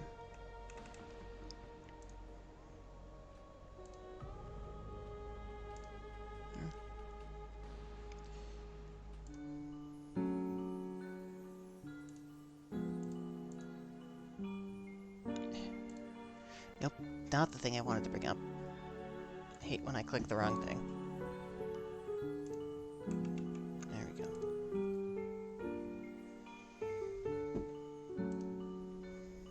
Alright, well. I hope you all have a wonderful rest of your days. Days or nights, or whatever you're currently experiencing.